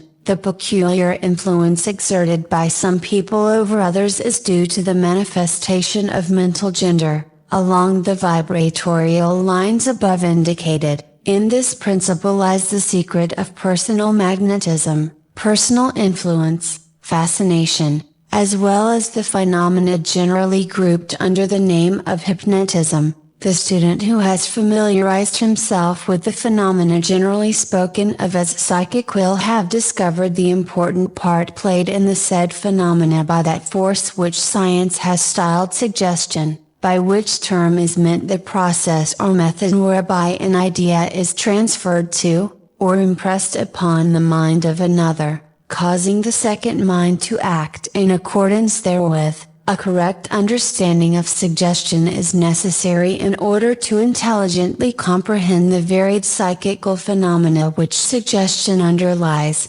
but, still more is a knowledge of vibration and mental gender necessary for the student of suggestion, for the whole principle of suggestion depends upon the principle of mental gender and vibration. It is customary for the writers and teachers of suggestion to explain that it is the objective or voluntary mind which make the mental impression, or suggestion, upon the subjective or involuntary mind, but they do not describe the process or give us any analogy in nature whereby we may more readily comprehend the idea. But if you will think of the matter in the light of the Hermetic teachings, you will be able to see that the energizing of the feminine principle by the vibratory energy of the masculine principle is in accordance to the universal laws of nature, and that the natural world affords countless analogies whereby the principle may be understood. In fact,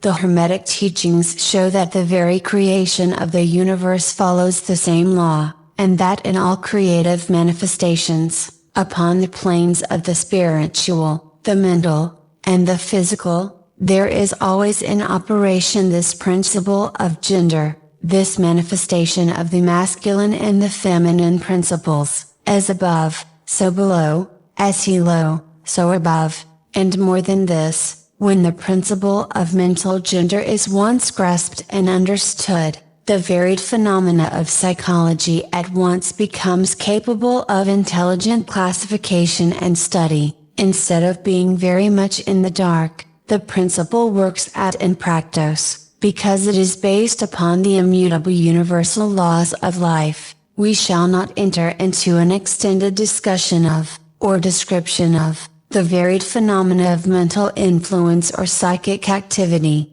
There are many books, many of them quite good, which have been written and published on this subject of late years. The main facts stated in these various books are correct, although the several writers have attempted to explain the phenomena by various pet theories of their own. The student may acquaint himself with these matters, and by using the theory of mental gender he will be able to bring order out of the chaos of conflicting theory and teachings, and may, moreover, readily make himself a master of the subject if he be so inclined. The purpose of this work is not to give an extended account of psychic phenomena, but rather to give to the student a master key whereby he may unlock the many doors leading into the parts of the temple of knowledge which he may wish to explore. We feel that in this consideration of the teachings of the KYBALION, one may find an explanation which will serve to clear away many perplexing difficulties,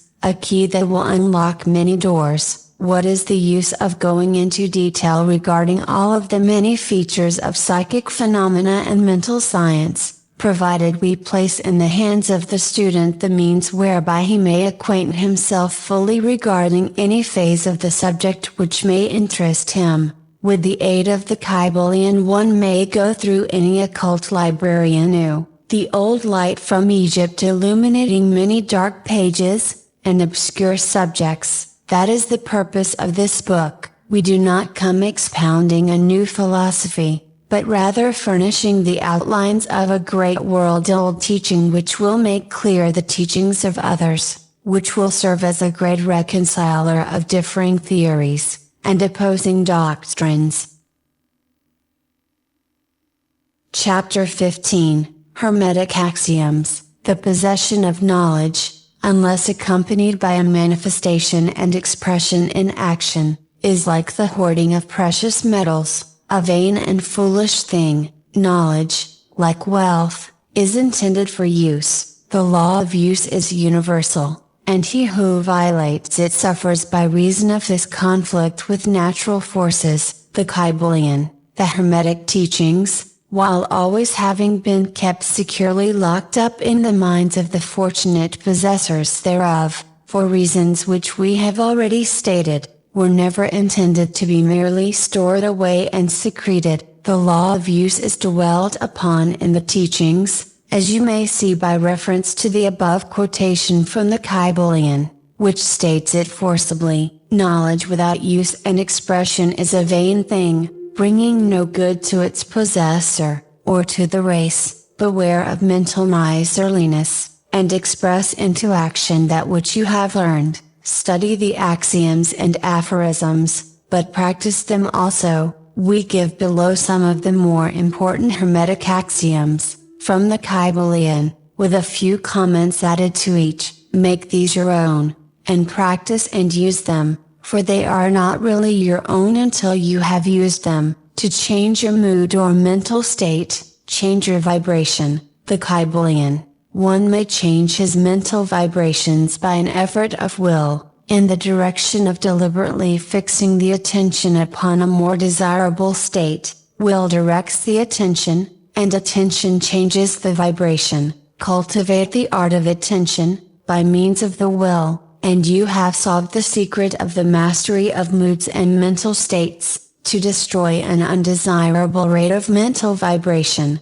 put into operation the principle of polarity and concentrate upon the opposite pole to that which you desire to suppress. Kill out the undesirable by changing its polarity. The KYBALION. This is one of the most important of the Hermetic formulas. It is based upon true scientific principles. We have shown you that a mental state and its opposite were merely the two poles of one thing, and that by mental transmutation the polarity might be reversed. This principle is known to modern psychologists, who apply it to the breaking up of undesirable habits by bidding their students concentrate upon the opposite quality. If you are possessed of fear, do not waste time trying to kill out fear, but instead cultivate the quality of courage, and the fear will disappear. Some writers have expressed this idea most forcibly by using the illustration of the dark room.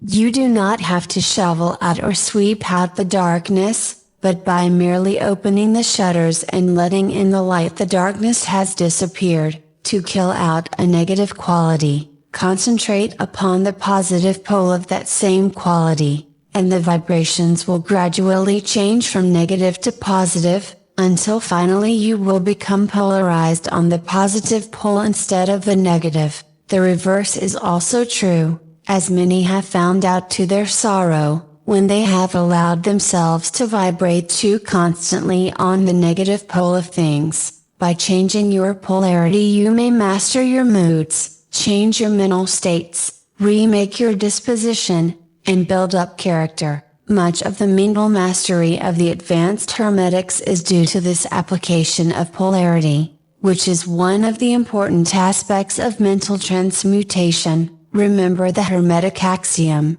quoted previously, which says, mind, as well as metals and elements, may be transmuted from state to state, degree to degree, condition to condition, pole to pole, vibration to vibration. The KYBALION. The mastery of polarization is the mastery of the fundamental principles of mental transmutation or mental alchemy, for unless one acquires the art of changing his own polarity, he will be unable to affect his environment. An understanding of this principle will enable one to change his own polarity, as well as that of others, if he will but devote the time, care, study and practice necessary to master the art. The principle is true, but the results obtained depend upon the persistent patience and practice of the student. Rhythm may be neutralized by an application of the art of polarization.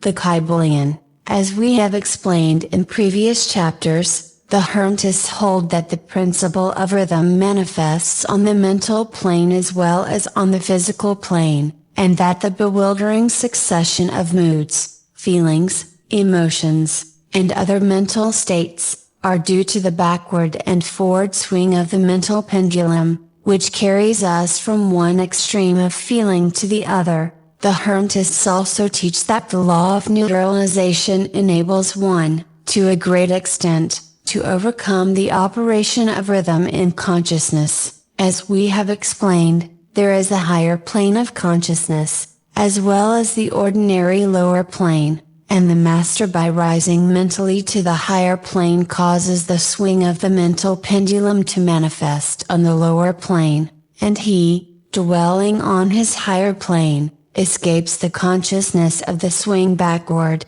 This is effected by polarizing on the higher self, and thus raising the mental vibrations of the ego above those of the ordinary plane of consciousness. It is akin to rising above a thing, and allowing it to pass beneath you. The advanced Hermetist polarizes himself at the positive pole of his being, the I am pole, rather than the pole of personality, and by refusing and denying the operation of rhythm, raises himself above its plane of consciousness, and standing firm in his statement of being, he allows the pendulum to swing back on the lower plane without changing his polarity. This is accomplished by all individuals who have attained any degree of self-mastery, whether they understand the law or not. Such persons simply refuse to allow themselves to be swung back by the pendulum of mood and emotion, and by steadfastly affirming the superiority, they remain polarized on the positive pole. The master, of course, attains a far greater degree of proficiency, because he understands the law which he is overcoming by a higher law, and by the use of his will he attains a degree of poise and mental steadfastness almost impossible of belief on the part of those who allow themselves to be swung backward and forward by the mental pendulum of moods and feelings. Remember, always, however, that you do not really destroy the principle of rhythm, for that is indestructible. You simply overcome one law by counterbalancing it with another, and thus maintain an equilibrium. The laws of balance and counterbalance are in operation on the mental as well as on the physical planes, and an understanding of these laws enables one to seem to overthrow laws, whereas he is merely exerting a counterbalance. Nothing escapes the principle of cause and effect, but there are many planes of causation, and one may use the laws of the higher to overcome the laws of the lower. The KYBALION. By an understanding of the practice of polarization, the Hermetists rise to a higher plane of causation and thus counterbalance the laws of the lower planes of causation. By rising above the plane of ordinary causes they become themselves, in a degree, causes instead of being merely caused. By being able to master their own moods and feelings, and by being able to neutralize rhythm, as we have already explained, they are able to escape a great part of the operations of cause and effect on the ordinary plane. The masses of people are carried along, obedient to their environment, the wills and desires of others stronger than themselves, the effects of inherited tendencies, the suggestions of those about them, and other outward causes, which tend to move them about on the chessboard of life like mere pawns. By rising above these influencing causes, the advanced Hermetists seek a higher plane of mental action, and by dominating their moods, emotions, impulses and feelings, they create for themselves new characters, qualities and powers, by which they overcome their ordinary environment, and thus become practically players instead of mere pawns. Such people help to play the game of life understandingly, instead of being moved about this way and that way by stronger influences and powers and wills. They use the principle of cause and effect, instead of being used by it. Of course, even the highest are subject to the principle as it manifests on the higher planes, but on the lower planes of activity, they are masters instead of slaves. As the KYBALION says, the wise ones serve on the higher, but rule on the lower. They obey the laws coming from above them, but on their own plane, and those below them, they rule and give orders, and, yet, in so doing, they form a part of the principle, instead of opposing it. The wise man falls in with the law, and by understanding its movements he operates it instead of being its blind slave, just as does the skilled swimmer turn this war and that way, going and coming as he will, instead of being as the log which is carried here and there. So is the wise man as compared to the ordinary man, and yet both swimmer and log, wise man and fool, are subject to law. He who understands this is well on the road to mastery. The KYBALION. In conclusion, let us again call your attention to the Hermetic axiom. True Hermetic transmutation is a mental art, the KYBALION. In the above axiom, the Hermetists teach that the great work of influencing one's environment is accomplished by mental power. The universe being wholly mental, it follows that it may be ruled only by mentality. And in this truth is to be found an explanation of all the phenomena and manifestations of the various mental powers which are attracting so much attention and study in these earlier years of the 20th century. Back of and under the teachings of the various cults and schools, remains ever constant the principle of the mental substance of the universe. If the universe be mental in its substantial nature, then it follows that mental transmutation must change the conditions and phenomena of the universe. If the universe is mental, then mind must be the highest power affecting its phenomena. If this be understood, then all the so-called miracles and wonder-workings are seen plainly for what they are. The all is mind, the universe is mental, the KYBALION. The end.